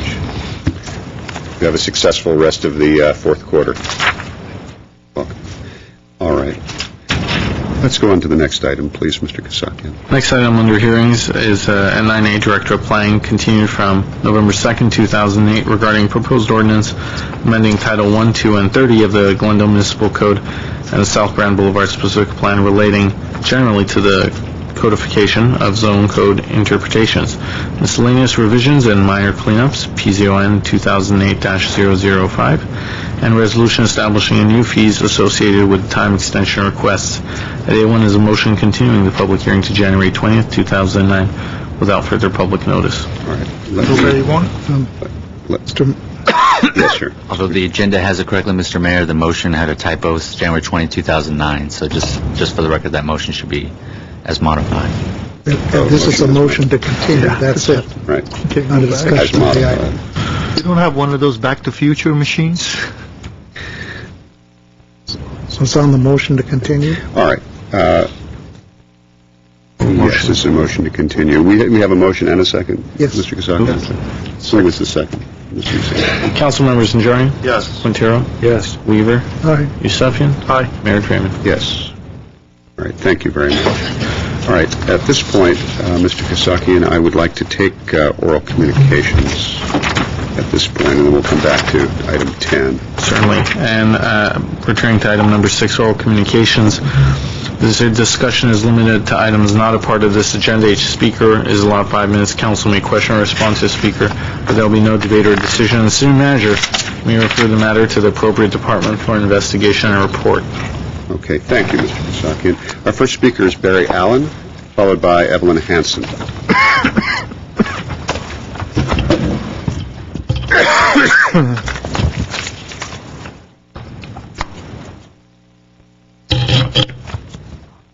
Thank you, Mr. Mayor, council, staff, and of course the public. I'm Barry Allen with Van Guardians. There are a couple of quick things that I want to cover today, and then one rather lengthy.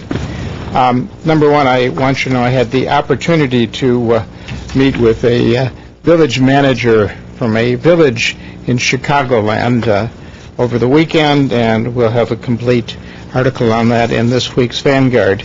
Number two, this has come to me from been sent to Sam Engel, and we'll give this to Artie shortly. You don't have to pass them out now, but those are that's a picture of two lighted trees on Brand Boulevard using interior plug strips, which I didn't think were up to code, but I guess it's okay if the city does it.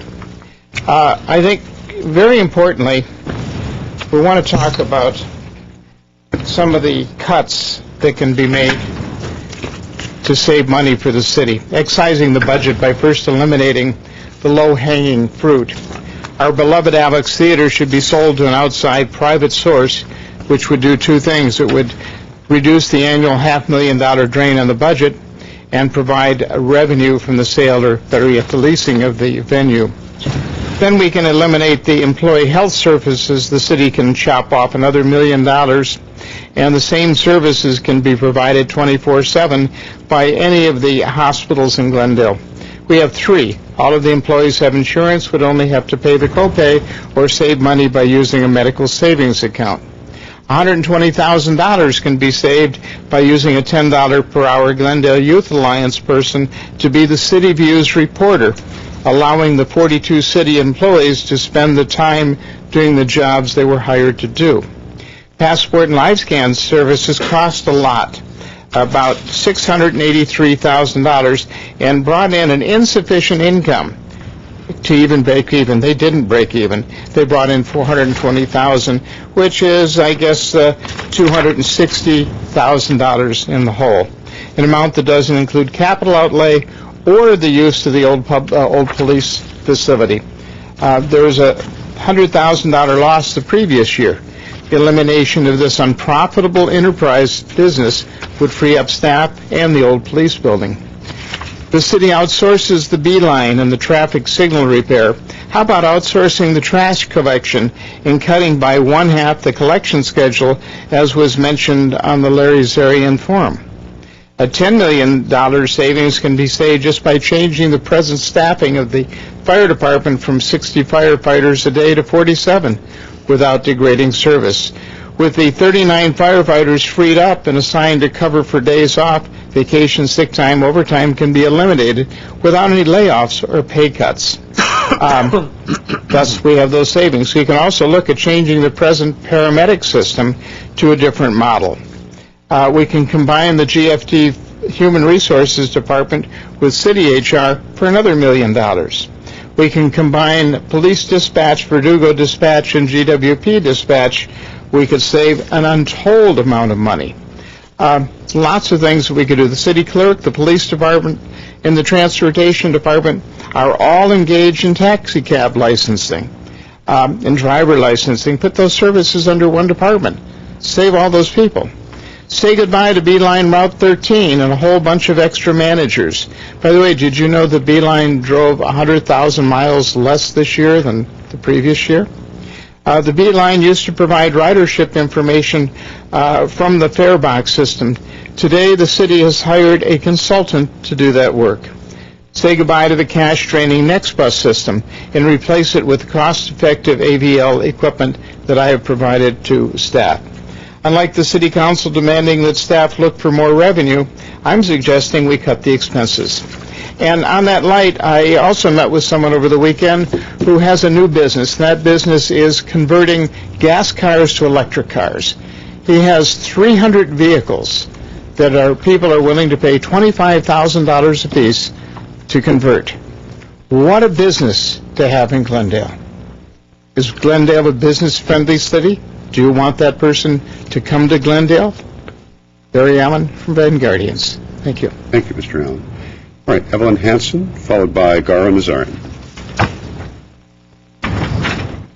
Oh, good evening, Mayor, Council, residents. Evelyn Hansen, longtime resident of Glendale. I finally got my appointment for my inspection with the city. They called yesterday, they emailed me yesterday morning. My inspection will be January 23rd at 3 p.m. After 6.5 years of city harassment, they started 2 weeks after I closed escrow on a tear-down house. They started 2 weeks later, started to harass me about the house. I finally get the inspection. Everybody's invited. Anybody who shows up can have avocados. I don't know how many of you have had my avocados, but they're pretty good. To get information about the address and such, you can email to glendale91202@gmail.com. Many people that you know, Isabel Meyer, Margaret Hammond, know what a wreck that house was when I bought it. Also, I'd like to know, am I correct in understanding that Mr. Caption said that there was a water line up in up in Whiting Wood, that the city, GWP or Parks and Rec provides water for gardening for residents? That's what I thought I heard him say. And if I'm wrong, I'd love a correction on that. I'd like to know why when I'm being harassed about landscape costing me thousands of dollars for attorneys, stress on my life, I don't want to live in Glendale anymore because of 6.5 years of harassment by y'all. Y'all have ruined my childhood home for me. Why is the median on Palm Drive between Pacific and Columbus dead? They don't water it anymore. It is absolutely dead. It's trash filled. But you're harassing me when the city property looks like that? Excuse me. And Mr. Yusefian, when the GWP water, when the conservation thing came to look at me, they didn't look at my yard. They looked very briefly at my yard, told me that I knew more about water conservation than they did, and moved into the house. So when I mentioned my $600 a month water bill, y'all told me to have them out, and that was the result of my water conservation thing, that I knew more than they did. So do something about letting us use recycled water. Thank you. Okay, thank you, Ms. Hanson. Garo Nazarian, followed by Herbert Malone.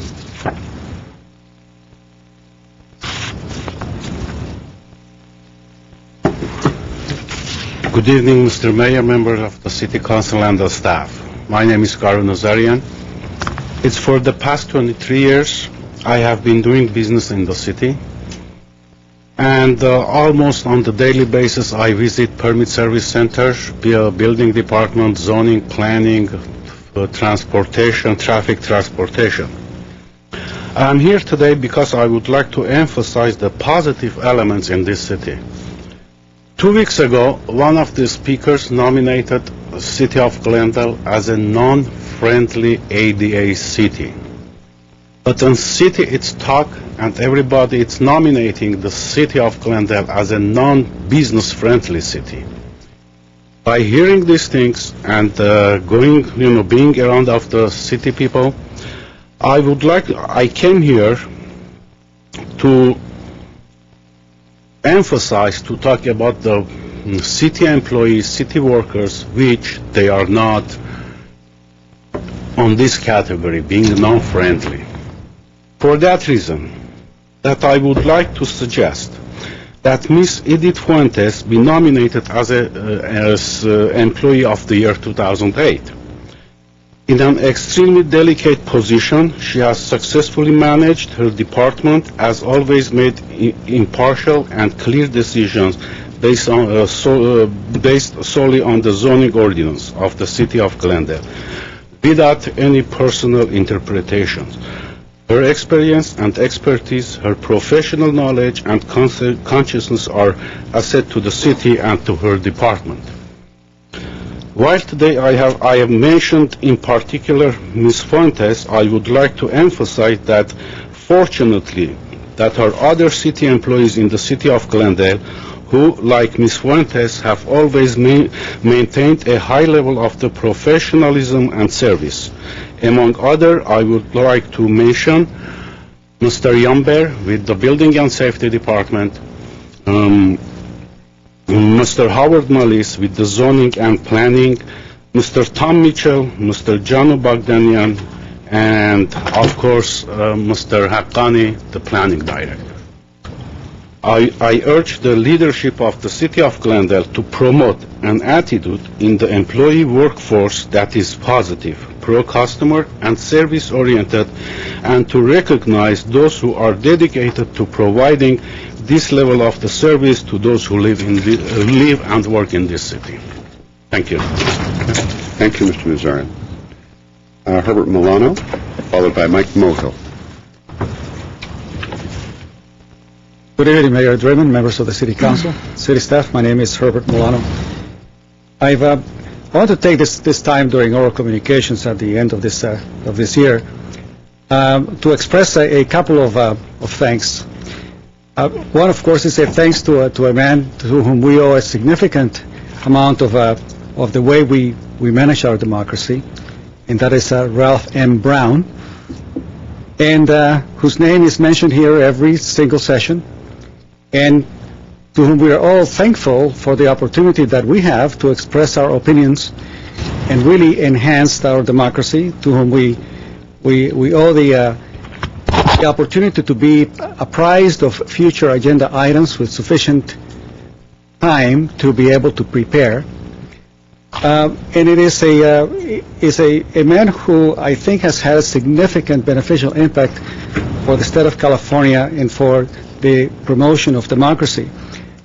I know how difficult it is in other countries to try to get the public to state their opinion and to be welcome in their approach. I have been welcome in here oftentimes, most often than that.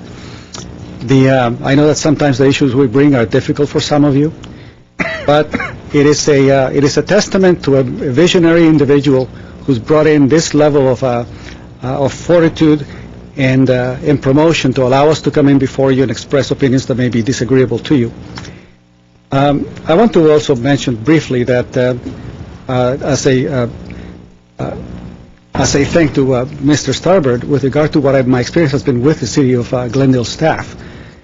Irrespective of the issues that we may have, they have always been courteous. Always. It's an uncanny thing, up and down, and I know that doesn't exist without leadership. But I want to also take an opportunity to this Christmas to say something special about this lady who's been a very influential to me, and her name is Margaret Hammond. I was thinking about it because when you were making your eulogy to your mother last week, I think, sometimes we bring up those nice words after people have passed away. And sometimes people don't get a chance to hear how much we appreciate their effort, their diligence. Years ago, when I first walked to the doctor's house and saw Margaret Hammond there on that plaque, I said, my God, this lady has the energy, twice the energy that I do, and she's continually promoting a better city for all of us. Now, not all of us, not everyone agrees with all of the issues that she's brought forward, but she's been steadfast in one thing, improving the quality of life, with her energy and her dedication, and I know that my life is better because of her, that our quality of life is better because of her, and I want her to know that promotion that she comes here, every week has been incredibly influential in giving me energy to bring my own issues here forward. So I think that we should all be thankful to two individuals, Ralph and Brown, to make this podium accessible to me and to her, and for the energy and the vitality that she brings so often to these meetings. Thank you very much. Thank you, Mr. Milano. All right. Mike Mohill, followed by John McMahon.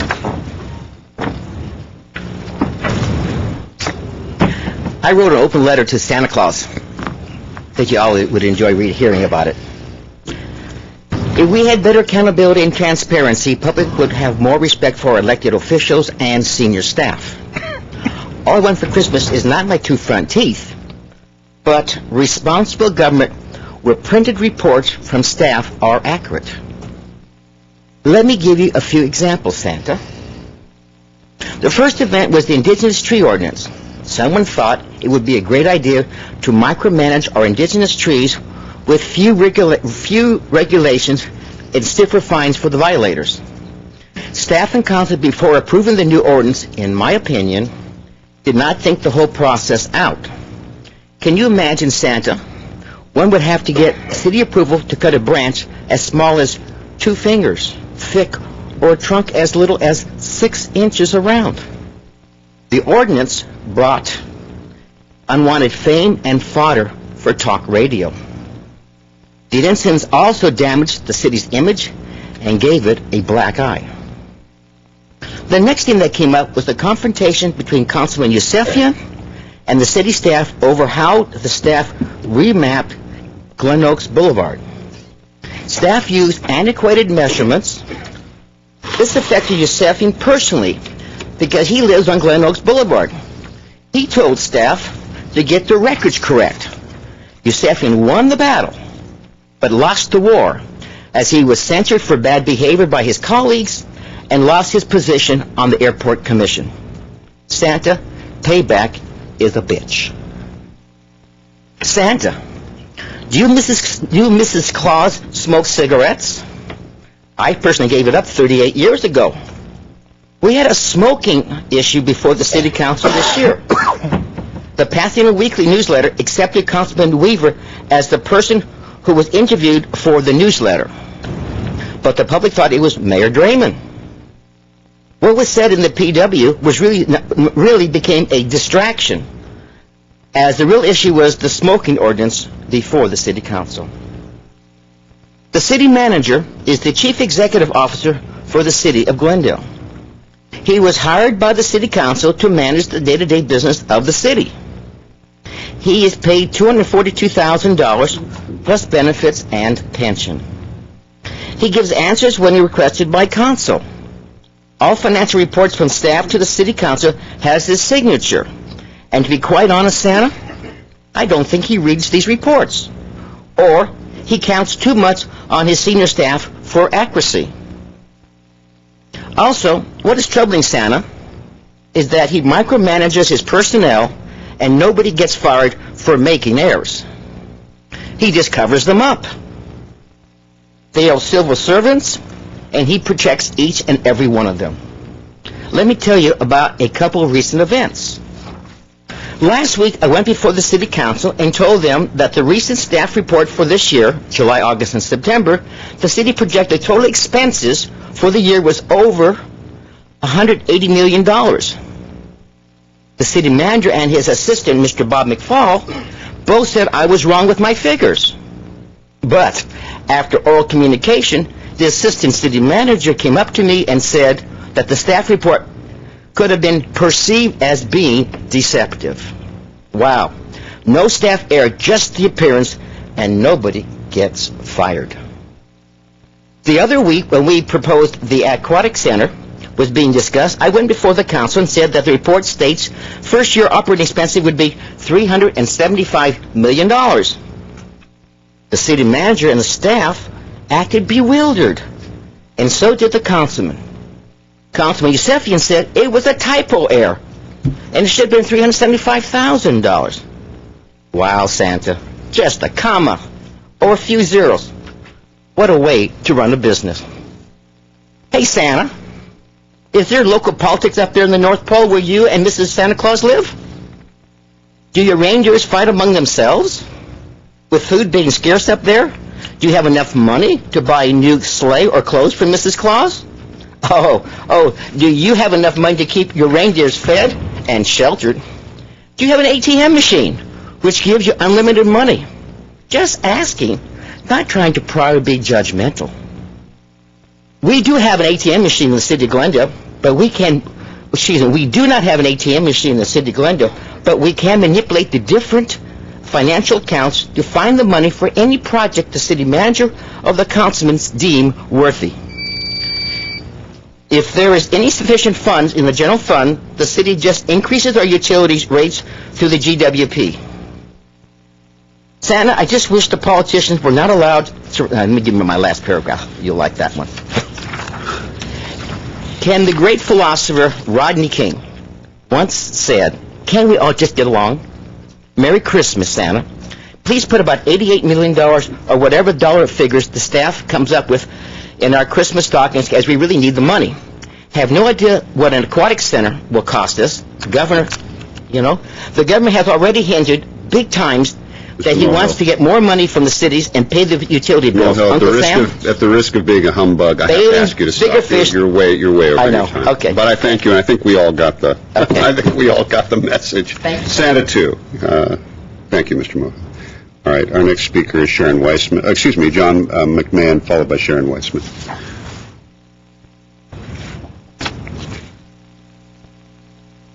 Back to follow. My name is John McMahon. I guess first of all, happy holidays to everyone. My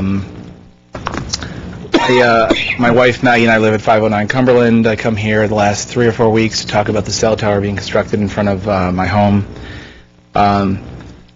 I'm here today for a couple reasons. One, I wanted to mention to everyone that we have a website set up for our group, which is getthecelloutofhere.com. Please go on, check it out. The next thing is I have no official update. I heard from a couple people there might be, and these are all side comments or promises or rumors. I haven't heard anything about what's going on. I had a talk with Mr. Garcia outside. I believe on every piece of correspondence, I have my phone number, my home number, my work number, my email. Everyone knows my information. It would be really great to get some sort of update. I was on KFI 640 this morning talking about this issue. This is a station that knows you guys very well, all of you, most of you.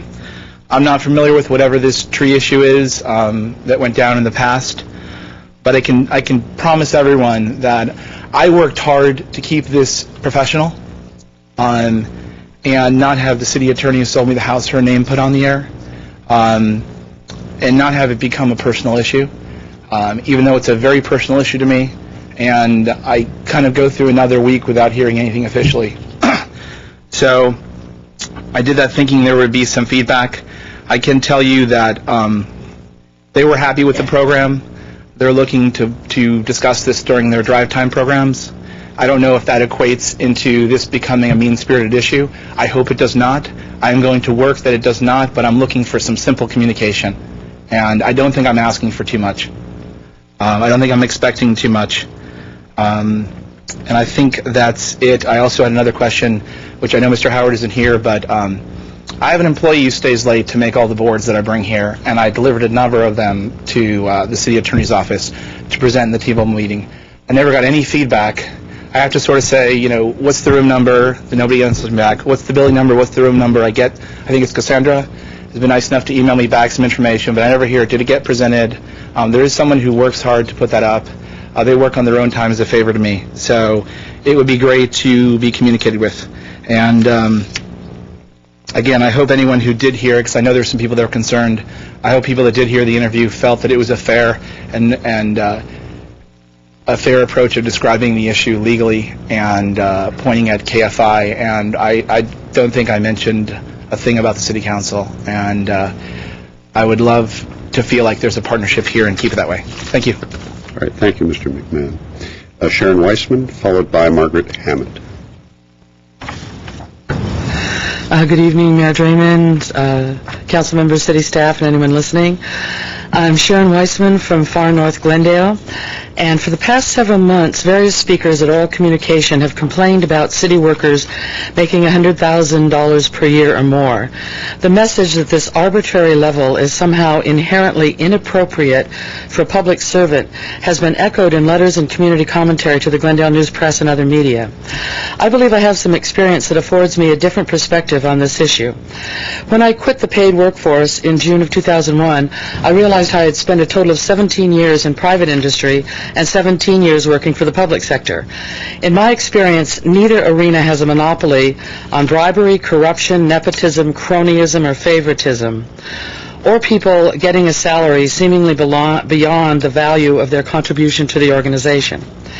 Neither has a preponderance of incompetent employees in my experience. When I started my first full-time job as an accounting clerk at Pacific Finance in 1967, salaries tended to be lower at public agencies, but job security and benefits such as pensions, some recent commentators imply are unfair, were better. People made their choices based on the right mix for their needs, including contributing toward those pensions. After a year reconciling loan payments for people who had signed up via an X due to illiteracy, I decided to move over to LA Unified Schools, partly to feel better about where I was contributing my efforts. Not all compensation is monetary. I was working as a computer programmer trainee at LA Trade Technical College when the community college district split from LA Unified and continued with the college district till '84, ending up as a director of application support. I was also active as a member and eventual president of the Classified Management Association, the bargaining unit representing non-certificated, that is, non-teaching managers. I was with Warner Brothers from '84 to '97, managing groups of computer applications developers and implementers. My final paid work was with 20th Century Fox as a business unit director, acting as liaison between Fox Information Systems Department and the parent company News Corp Legal Department. I also finished my B.S. in Information Systems degree at Cal State University, Los Angeles, and MBA at Cal State Dominguez Hills, both at night. From 1980 through '95, I taught computer science part-time evenings at LA Southwest College. In other words, I've been a worker and a hiring manager at private companies and school districts. I was also a bargaining unit rep and a fair rate fee payer to the Community College Teachers Union as a part-time instructor. Plus, I've studied business and management theory. I hope this brief resume gives a bit of credibility to my opinions on labor relations. While $100,000 a year may seem like a huge amount to some people, it is not unreasonable for professionals and managers to make this level and up. Of course, taxpayers want appropriate value for this salary and benefits, but to publicly belittle the efforts as obviously not worthy of that level of compensation is counterproductive. I urge those who feel city workers shouldn't earn such high salaries to consider the effect of their public remarks. I think they risk making workers resentful and distract them from the tasks at hand. Personally, I'd like the fire department personnel thinking about fire protection, not protecting their livelihood. With the increasingly dismal financial situation, there could be more creativity in compensation. I think subsidized housing for city employees, particularly first responders, is a good idea. I heard last night that only 11% of our sworn police force live within the city. If they lived in town, they are more likely to be quickly available during an emergency. Perhaps the city, property management companies, banks, and financial institutions can develop a program to keep foreclosed homes from going empty and fill them with city and school district employees. Local hospital employees could also be included. Having all of those people close at hand would increase the quality of life for all Glendale residents. It would also encourage the spending of those salaries in the city, recirculating the money locally. On the other hand, not all employees are fully engaged in their jobs.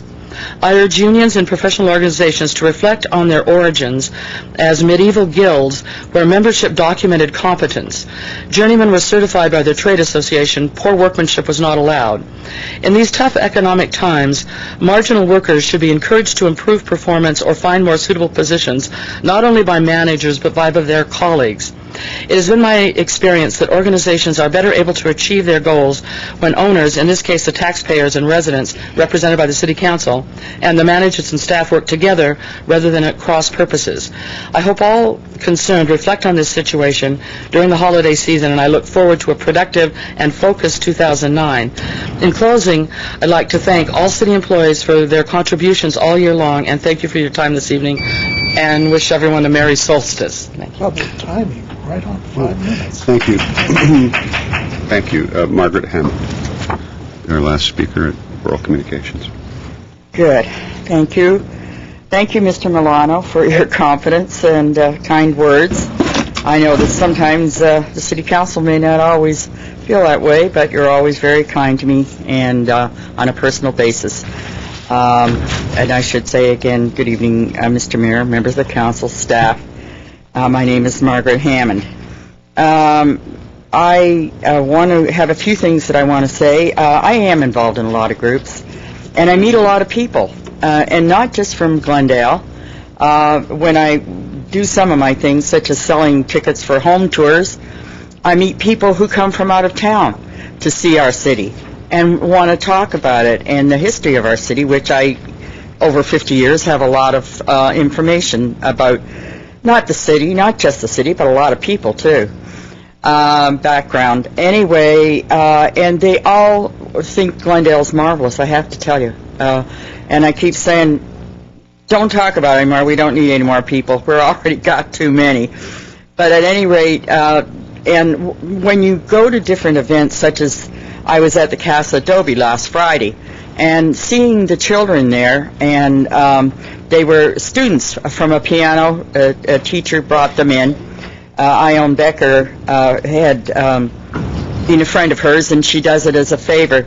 And you see those little kids, I mean, one was like this big and could hardly get up to that 200-year-old piano, which is very hard to keep tuned. I don't know how many of you have seen that piano with the elephant legs, they call it, came around the Cape of Good Horn. And there are those little things trying to sit up to the piano, and it is kind of out of tune, but they were just great. And it's so fun to see them and their parents there. And all the people that came, coming and going, were great. They loved it. And again, I went to, and it was beautiful, the luminaries. I mean, you've got to see it. It's one of our true jewels of our city. And the next night I worked at the doctor's house at the gazebo. And again, the people that came were not necessarily local. They came from outside the city, wanted to know the history of the city, want to talk about whatever, how this came to be, why it was moved there, and so forth. And, we looked at the Alex, which, as I said, I actually was one of the ones with Steve Preston, who worked for the city in the planning, helped write the papers to save the Alex. It was going to go down under the ball. They didn't want it anymore when they built the new man. And the train station. I don't care what people say. That's part of our history. And when the train came in there last Friday, I believe it was, how many people were there and enjoyed it? And it was free, and it was part of our community. So I'm never going to say anything different about my city but what I love it. And the best part of it all are the people. I've gone to at least 5 different parties, all the way up at the top of Dearmont, and where Mr. Quintero lives, and all the way down into South L.A. And, they're wonderful people. They're all kind. They love the city, and they're kind to each other. And I don't care whether they're rich or poor. There are people I met at the one party, very well-to-do, but very kind. And they care about their city and their community. And even the old ladies in their 90s and so forth want to collect money for scholarships for the students for the Glendale College, and do so, having parking lot sales and bake sales. So I'm saying we do have a wonderful city, and I hope you'll all have a wonderful Christmas and that we'll have a good New Year. Now, one of the things I'd like to announce is the Glendale Coordinating Council will be having their meeting on January the 5th at the Congregational Church on Kenyatta Boulevard. And one of the things our topic is going to be the cell towers. We do have a group, and we're getting together information and so forth on that. So please join us, anybody that's interested. Also, we're having our elections, and I will not be president next year, so maybe I'll be saying some other things. The other thing is we need to really remember the homeless. I did take down bags of clothing and stuff, sweaters and jackets and stuff that people gave me, down to the San Fernando court, Path Achieve. And one of the things they said was, I said, what would you really, are the requests? And you should see the people that go in there. I sat in my car and watched them going in to get clothing and to get lodging for the night, whatever you want to call it, and help. They want socks and underwear. When those guys have a chance to have a shower, one of the nice things, which we all like to do, is put on clean clothes. And apparently people do not always donate socks and underwear. And I know from many years of being involved in the missions downtown, they really do like to have those things, and to them it's a luxury almost. So thank you, and keep them in mind over the holiday. and I do hope you all enjoy your holidays as much as I'm having a good time in my city. Thank you very much. Thank you, Margaret. All right. I will close oral communications. Let me see if there are any comments or responses to oral communications, and then we'll move on to the last item, or the last agendized item. Say anything? Yeah, I just wanted to talk about the issue of the cell towers. I was at the Hoover High School tour of homes, and I don't know how you got it done, but there were more signs on front lawns that I have seen on election days. So whatever you have been doing is apparently working. There's signs all over the neighborhood there.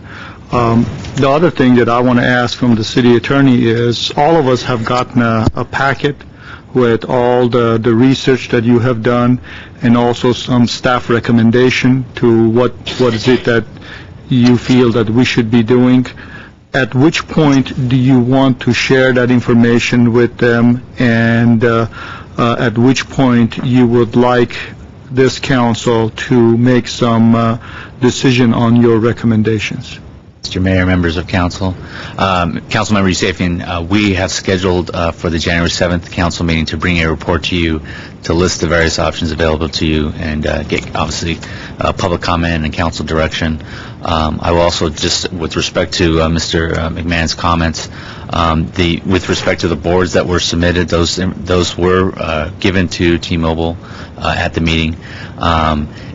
The information that has been provided is that while we're waiting for the January 7th meeting, the encroachment permits that were issued to T-Mobile are held in abeyance, as well as any other applications that they have until that January 7th meeting, and they've indicated to us that they will abide by that until such time as the January 7th meeting, and the council's had a full hearing on the item.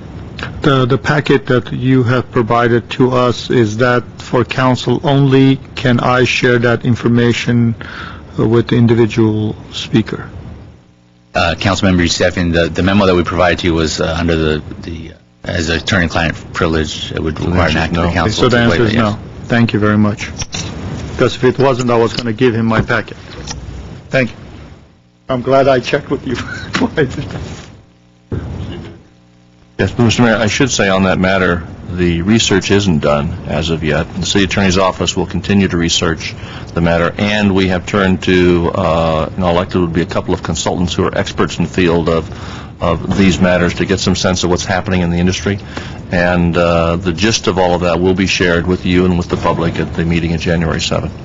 But there's still work going on.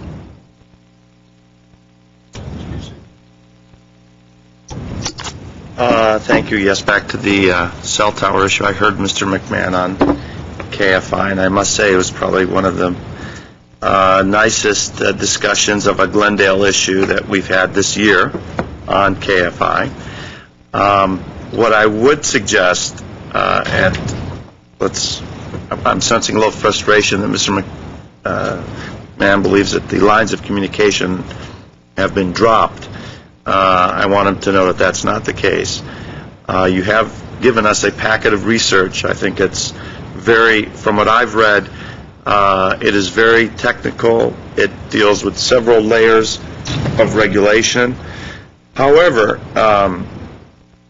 may I suggest that since this is an issue that involves importance to all of our neighborhoods, that since the Homeowners Coordinating Council is raising this issue, that someone from the City Attorney's Office present an abbreviated nutshell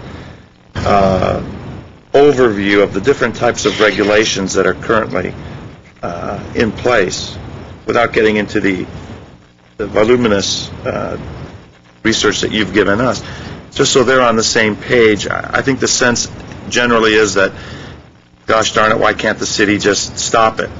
And I think it's important that we all understand where we are as a city, as a municipality, in dealing with these issues that oftentimes come from the federal government. So I'm going to suggest, though, I'm not going to direct that, but if you or my colleagues feel it's appropriate, it would be a good idea to, since the topic is going to be discussed, that you raise that and get the word out to the people.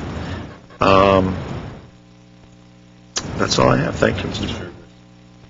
Councilmember Najarian, we will take that up, and I'll obviously discuss that with Mr. Howard as the best way to do that. Just to let you know, I did have the discussion with Mr. McMahon outside before, earlier in this meeting, and did indicate to him that the representative of our office who's been dealing with this issue would be in contact with him tomorrow to give him additional information that he may desire. Mr. Quintero, I'm sorry, was there anything else? Mr. Quintero. Just to tell the speaker that he has to be ready for what Mao called the Long March. It's going to be a long campaign that all of the neighbors are going to have to get involved in, but hopefully we're going to come up with some solutions, and it will work out for your neighborhood and for all the other neighborhoods, all the potential impacts that are over the horizon. Was there anything else, Mr. Quintero? Okay, the only thing that I'll mention is also on the cellular antenna.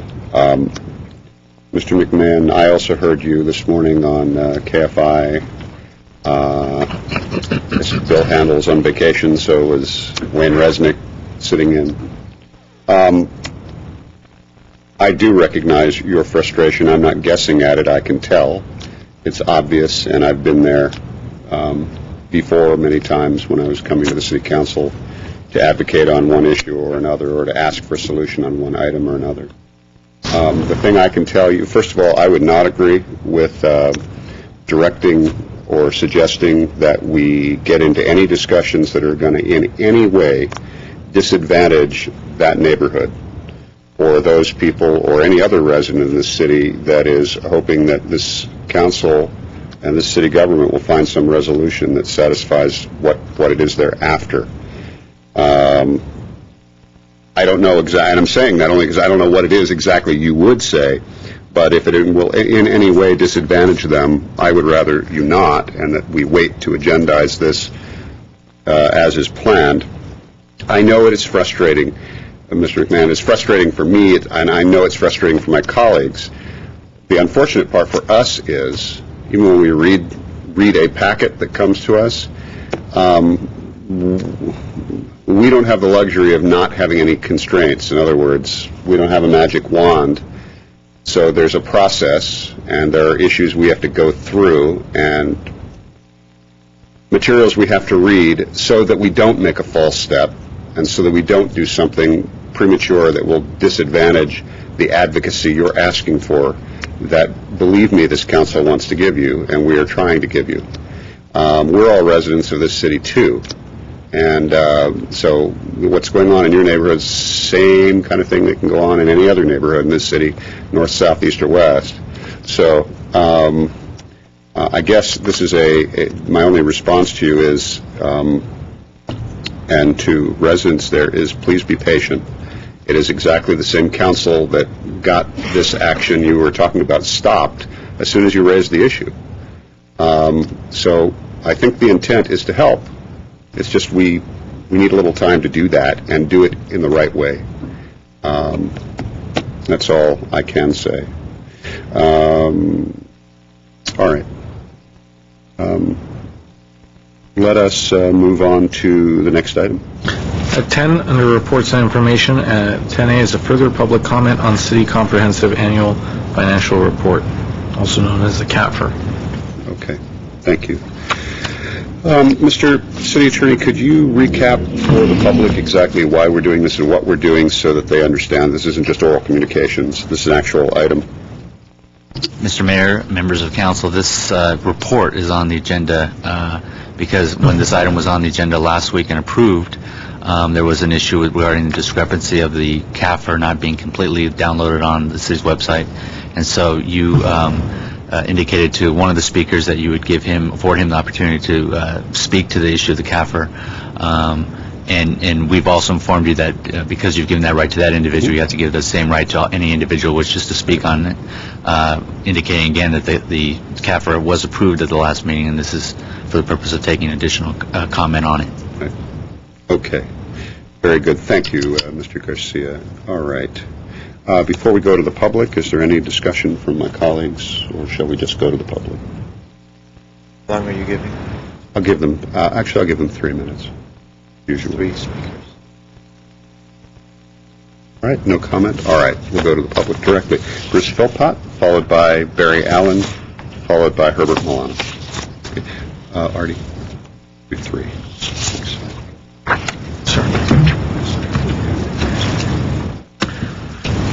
Distribute them?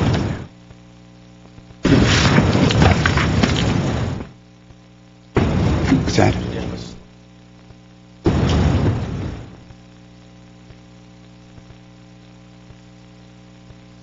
This will be brief. There's only... It's your 3 minutes, Mr. Philpott.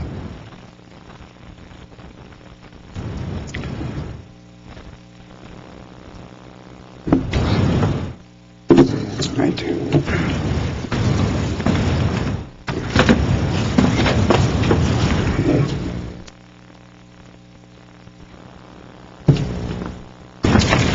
Good evening, Mayor Draymond, members of the council, and staff and the public. My name is Bruce Philpott.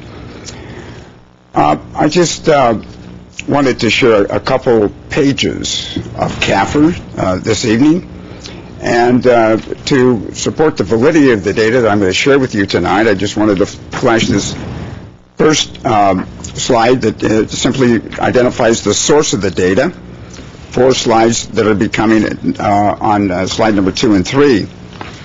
The slide number 2 data is found in Schedule 4 and page 129.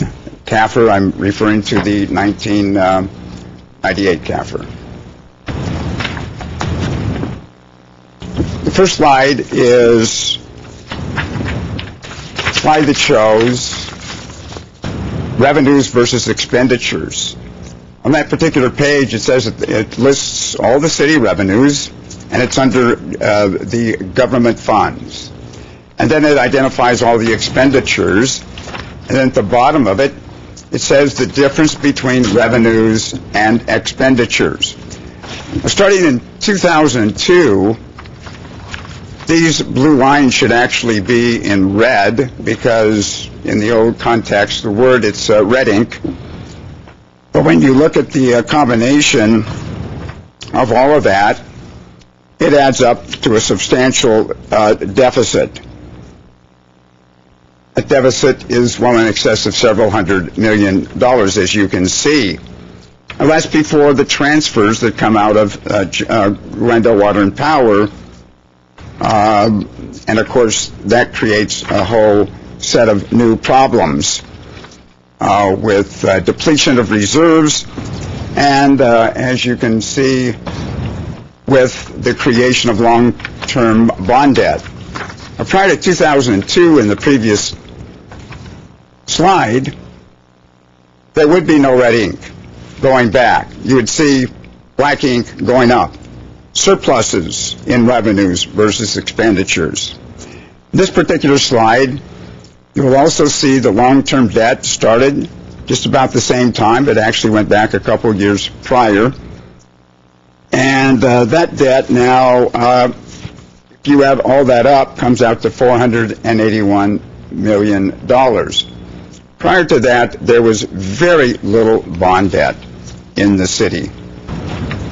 I think that the public and I would certainly like to ask the question, do we have a plan in this city to reverse this 7-year trend of the deficit spending? Thank you. Thank you, Mr. Philp.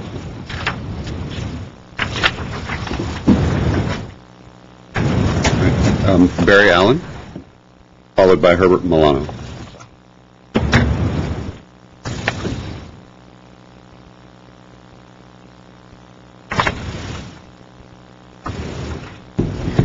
Thank you, Mr. Mayor, council, staff. I'm Barry Allen with Vanguardians. The CAFR, as we all know, is a comprehensive annual financial report, some of which is audited, some of which is not. The statistical section isn't audited, so we're not going to talk about the audit. We're going to talk about information. And the information that is contained in this CAFR, as I've asked Mr. Elliott earlier, there's been no errata, no corrections, so everything here is correct at this point. And I just thought, just a silly little thing, we tore apart the Chevy Chase reservoir, but we still have the capacity of 175 million gallons. I would have thought the number would have dropped. You know, and then the storm drain catch basins. All of a sudden, we went up 2,200 catch basins in the last year. It's mind-boggling. I doubt that it's accurate. As we move on, a very, very shocking thing that I saw was that that all of the effort we've been putting into explaining to people to cut down their consumption of water, all of a sudden, we jumped up 110 million gallons of water usage a day. 110, actually 138 is the total, from 28 million. And I just really wonder if these figures are correct. We also look at the fact that, and it has to be correct, we only did 0.8 of a mile of reconstructed or resurfaced roads last year and 5 miles the year before. As we go through this particular document, as you can see, all of the little yellow tagged pages, and we've already asked for some public records data on it. I have one quick question that on A2, Exhibit A2 on page 18, it shows that there's a total general revenues, transfers, and special item. What is it? That must be an accounting term, special item. We have no idea what it is and what the cost is. And I certainly, with 29 seconds to go, I'm just going to touch on, there's a proposed bond sale that we're going to have for the redevelopment agency. How much will that be? 30, 40 million? And when we look at the bonds, as Mr. Philpott just mentioned, one of the things it does not include are some of the bonds where we have portions of that we're responsible for, which total over $500 million. Not just the 400 million that he spoke of. Thank you. I'm Barry Allen. Thank you, Mr. Allen. Herbert Milano. Good evening, Mayor Draymond, members of the City Council. My name is Herbert Milano. I want to state that the process of creating a budget and then coming through with a CAFR is a highly complex process and a difficult one at that. And with a range of numbers that you have to compile, it is oftentimes fairly easy to, I should say fairly difficult to keep in control all these thousands of numbers that make up this report. But what I say is that even though it's an effort that is commendable, oftentimes what companies and organizations do is take a template of what has been done before, and basically year after year you compile those numbers against it. But as councilman, my suggestion is that you begin to look at the CAFR from the very last page, which are the statistical reports, that begin to give you relevant information with regard to the quantitative results in a way that is more meaningful to you. The other section, going from the back towards the front, is are the notes that support the information that is available later on in the funds, because the fund statements by themselves are difficult. Now, when I mentioned that some of the things that I wanted to see, Councilman Weaver said, well, if you recall how thick our City of Glendale budget is, as if to state that the thicker it is, the more valuable it is. I don't measure his efficiency by the size of his waistline. Similarly, I would say that here's a budget from the City of Irvine, California. It's about half the size of the one from the City of Glendale. And I don't mean to disparage anyone by this process. I just want to tell you that this particular budget has received a California Society of Municipal Finance Officers Excellence in Operating Budget. I would like to offer the city management and the financial officer here to look at it, because it does something fairly significant. On the left side of the document is a performance measure, the objectives that were intended, and on the right side is a summary of the actual budget, and it makes the budget incredibly relevant. So, for example, Mr. Najarian, for you would see that there were actually 4 swimming pools in each of the prior 3 years, and it tells you how many special events they had, how many participants they had, and then you had the budget on the other side. It's a really clean and beautiful document. And it is when you have, in a way, it's like the last page of the CAFR, having it right there available for you as you're looking at your budget to figure out where have you been, where are you going, and what are the objectives. If any of you would care to, take a look at it and study it, I think it's a wonderful document for you to look at. I don't mean in any way to be disparaging to the financial officer and his staff, because this is a significant amount of effort. But to make your job easier, I think that you need to see how other cities do it. Thank you very much. Thank you, Mr.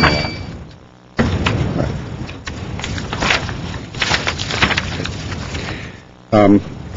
Under the topic of further comment, before we move on, that was my last speaker on that, by the way. Mr. Elliott, is there anything you want to respond to in fairness before we... If you have questions, just a couple of comments on some of the questions or statements that were made. The process involved with putting the CAFR together is a very long and involved process involved with the culmination of the audit. It goes on for several months, and I think, as was stated, the statistical section in the back is not audited. Primarily what staff does is do a lot of outreach to different departments to get that statistical or quantifiable data in, and I've been putting CAFRs together for a long time, and I've never had one that was absolutely error-free. There's just a lot of data in there. You always find a comma or a dash or something out of it. There's just too much information in here. That being said, the statistical data is not audited, but we do our best effort and review it a number of times and get a lot of different information from departments. Some of the items that were pointed out today were catch basins, and yes, the number is increased and different from prior years, but I believe what happened was Public Works had given us the information on total catch basins, which includes the county-owned versus just city-owned. So that is a difference, and we will try and clarify that or note it as such next year. The issue on the average daily consumption, I believe what Mr. Milano was referring to on Schedule 19, where there was a big jump, we contacted GWP. They did give us a version of the correct answer, but it was on a different basis, so it is in error, but it was average daily sales per person, which equated to about 26 million gallons. So, I'm not sure how we can, as accountants, can verify this stuff, but we will double check again every year on those items. In terms of, I'm not sure what the question was or the comment for the $500 million. I believe that's referring perhaps to Schedule 13, where we do list all the direct debt of the city. Our bonded debt right now is about $332 million.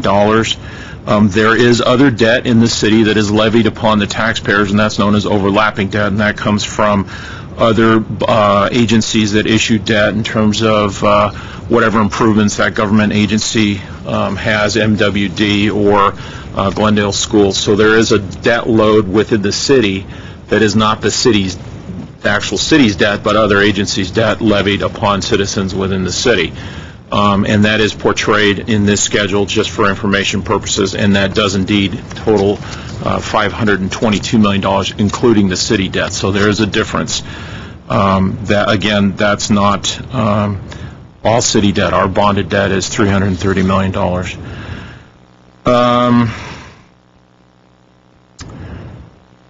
Other than that, I guess we can respond to questions. Oh, one thing I'd like to clarify that was brought up, that was an issue last week, and Mr. Mohill brought it up again this week, and I'll take credit for that one. When we gave the first quarter update, we focused on the discrepancy of our revenue shortfall, which was $8 million. In the staff report, we did show appropriations that exceeded our revenues for this given year by $88 million. Those figures are accurate. What that is the balanced budget, which includes the revenues with the operating expenses, but it also includes the capital items that are you approve as through an appropriation process where we spend our capital money. GWP issued approximately $110 million in bond issues last year. A good portion of that $88 million is GWP expending those bond proceeds on various projects. And there's other capital projects within all the different funds, so that makes up the difference in the appropriation. I can guarantee you we will not show it that way again. We will break it out. So I didn't want to cause any confusion. Those are the numbers, but I wanted to clarify that for you. So other than that, I'm open for any other questions you may have. Thank you, Mr. Elliott. Mr. City Manager, you had your hand up. Well, Mr. Mayor, Mr. Elliott touched on the two items I was going to highlight, maybe just a couple of supplementary comments on what he told you. So often with so many things, it's not so much a matter of what you tell somebody, it's a matter of what you don't tell somebody. Mr. Philpott has been direct enough to reference in his slides that the governmental revenues less expenditures is before transfers from GWP and the CIP. The problem is those are very important parts of this whole picture. And yes, he's disclosed it's not included, and yes, when you look at it technically from the standpoint of pure revenues as accountants think of them, it appears to be an $88 million deficit. However, that doesn't give you the whole story. As Mr. Elliott just noted, there are components in the revenue side, what we think of as resources, that have to be taken into consideration when looking at that picture. For example, the transfer from GWP. Now, we've had speakers here say they believe, I guess, the transfer shouldn't happen. The reality is it is part of the general fund's resource base, has been for decades, almost as long as GWP has been in existence, and in fact is a resource on which the general fund depends. If you exclude that, yes, the general fund appears to be in a deficit. The same with respect to any of the other transfers, and as it relates to the governmental funds, which is the category that this table is looking at, redevelopment agency, capital expenditures, and the general fund are all included in that grouping. As we've talked about before, things like the bonds in GWP are an important part of its programming, and in fact, we can't draw a tax increment into the city and invest it in infrastructure unless you have debt outstanding. Now, to the general public, debt can sound like a dirty word. However, in the arena of redevelopment agencies, if you don't have debt, you don't get revenues to invest locally. The other taxing jurisdictions get to keep it. So if you don't establish debt, you don't get revenues to invest. If I run down the list of outstanding bonds, let me just take an example. We have $47 million in outstanding bonds on our police building. Now, what is not said when people talk about and criticize, frankly, us for having that bonded debt, is that we have sitting in the bank account about $42 million in cash. That when the building was first built, they could have taken that money and spent it, but instead they decided wisely to utilize debt to finance the building and keep our cash in the bank, because with the difference in the interest rate on the bonds that we're paying versus keeping our money in the bank, we make money. And in fact, for the past month or so, we have been making about $28,000 a week in the difference between what we earn on our money and what we're having to pay on those bonds. And over the life of those bonds, we will make about 1.25% more on our money in the bank than we will paying the interest on those bonds. Now, if somebody says you have $47 million in bonded debt, ooh, that's bad, without telling you the whole story, then the public might very well conclude that that's correct. In this case, it was frankly a very wise and shrewd use of your cash, keeping it in the bank, while then utilizing bonds to pay for the police building. Redevelopment agency and its use of bonds to establish debt, and as a result being able to draw our tax increment to invest here locally. The use of your cash by keeping it invested with your city treasurer and then utilizing bonds to pay for the police building, you have actually made money on those bonds. And in GWP, the use of bonds to invest in infrastructure, which you gentlemen were not the ones who made decisions about allowing the maintenance to go deferred on those infrastructures like the water system and electric system, but you have had to make the tough choices of selling bonds in order to invest in infrastructure so that our heirs and successors don't have to deal with the same problem. And I will note, to make improvements that will far outlast the life of the bonds, so that you're not just placing that burden on future generations. In fact, you'll be paying for those assets and that improvement in the infrastructure system that will far outlast the payoff of those bonds. So it's not so much what you do say as many times what you don't say in painting these picture that doesn't give a clear picture to the public. Okay, thank you, Mr. Starbird. Comments from council? Nope. Mr. Yusefian. Mr. Mayor, I would like to have someone deal with page 29 that Mr. Philpott brought up. It's showing on 2002, 6.4 million in deficit, and the following year is 30 million, then it's 30 million, then it's 30 million, then it's 45 million, then there's 54 million, then there's 39 million. I'm seeing in here housing, health, and community development. Is that the redevelopment agency in there? Bob, let me take that one. Again, that's page 129. And you'll note on that table, because I think this is the table that he's using to and draw his you'll note what it's referencing is the governmental funds of the city, of which I think, as I noted when I noted in the front page of the CAFR, it says there are 32 individual funds that are under the heading of governmental funds. So it's not just the general fund, but it's 31 other funds of the city that are included, including your CDBG, your housing funds, your redevelopment agency, your capital improvement funds. They are all lumped together under the heading of governmental funds. And so in this table, when it's looking at the technical revenues versus expenditures, revenues in this context doesn't include transfers. It doesn't include bonded resources that you've gotten by selling bonds invested in capital. So it doesn't include a lot of the resources that we do spend. As a result, you get what is, I think, an incorrect picture of all of the governmental funds seemingly pointing toward a deficit each year that's being created. That isn't the case. You don't have the luxury of running a deficit budget. We can't print money here. Every budget has to balance. You have to have adequate resources to meet those needs. You can draw them from sources like bonds to pay for capital infrastructure, tax increment bonds to leverage your ability to get tax increment into the community. Those things get spent through expenditures and capital improvements. The revenues don't include all of the resources that's utilized. I understand that. I'm not arguing with you. Okay. What I'm trying to understand is, would this be an appropriate location to include some of those? Because there are money, there are revenue. We just get them through a different source. We get them through a bond. Right. And that's what Mr. Elliott noted. In putting this table together, they went to the technical term of the revenues. And in fact, this table should be reflecting resources available to spend versus expenditures, which would give a much more accurate picture of all of the budgets that are included as governmental funds.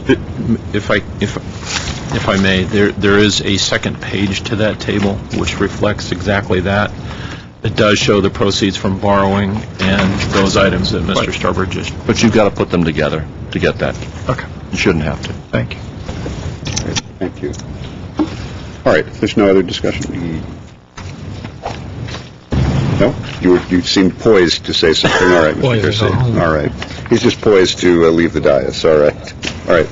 If there's nothing else. Move to adjourn? No, we have new special business. And we do have new business. Mr. Najarian. Mr. Mayor, I move that the city attorney be and hereby is authorized to file a petition seeking review by the California Supreme Court of the Second District Court of Appeals decision in the matter of Connect to Communications versus the City of Glendale, case number EC 042453. We have a motion and a second. Is there any discussion? Hearing none. Mr. City Clerk. Council members Najarian. Yes. Quintero. Yes. Weaver. Yusefian. No. Mayor Draymond. Yes. Thank you. Do we have a motion to adjourn? So moved. We're adjourned. Thank you.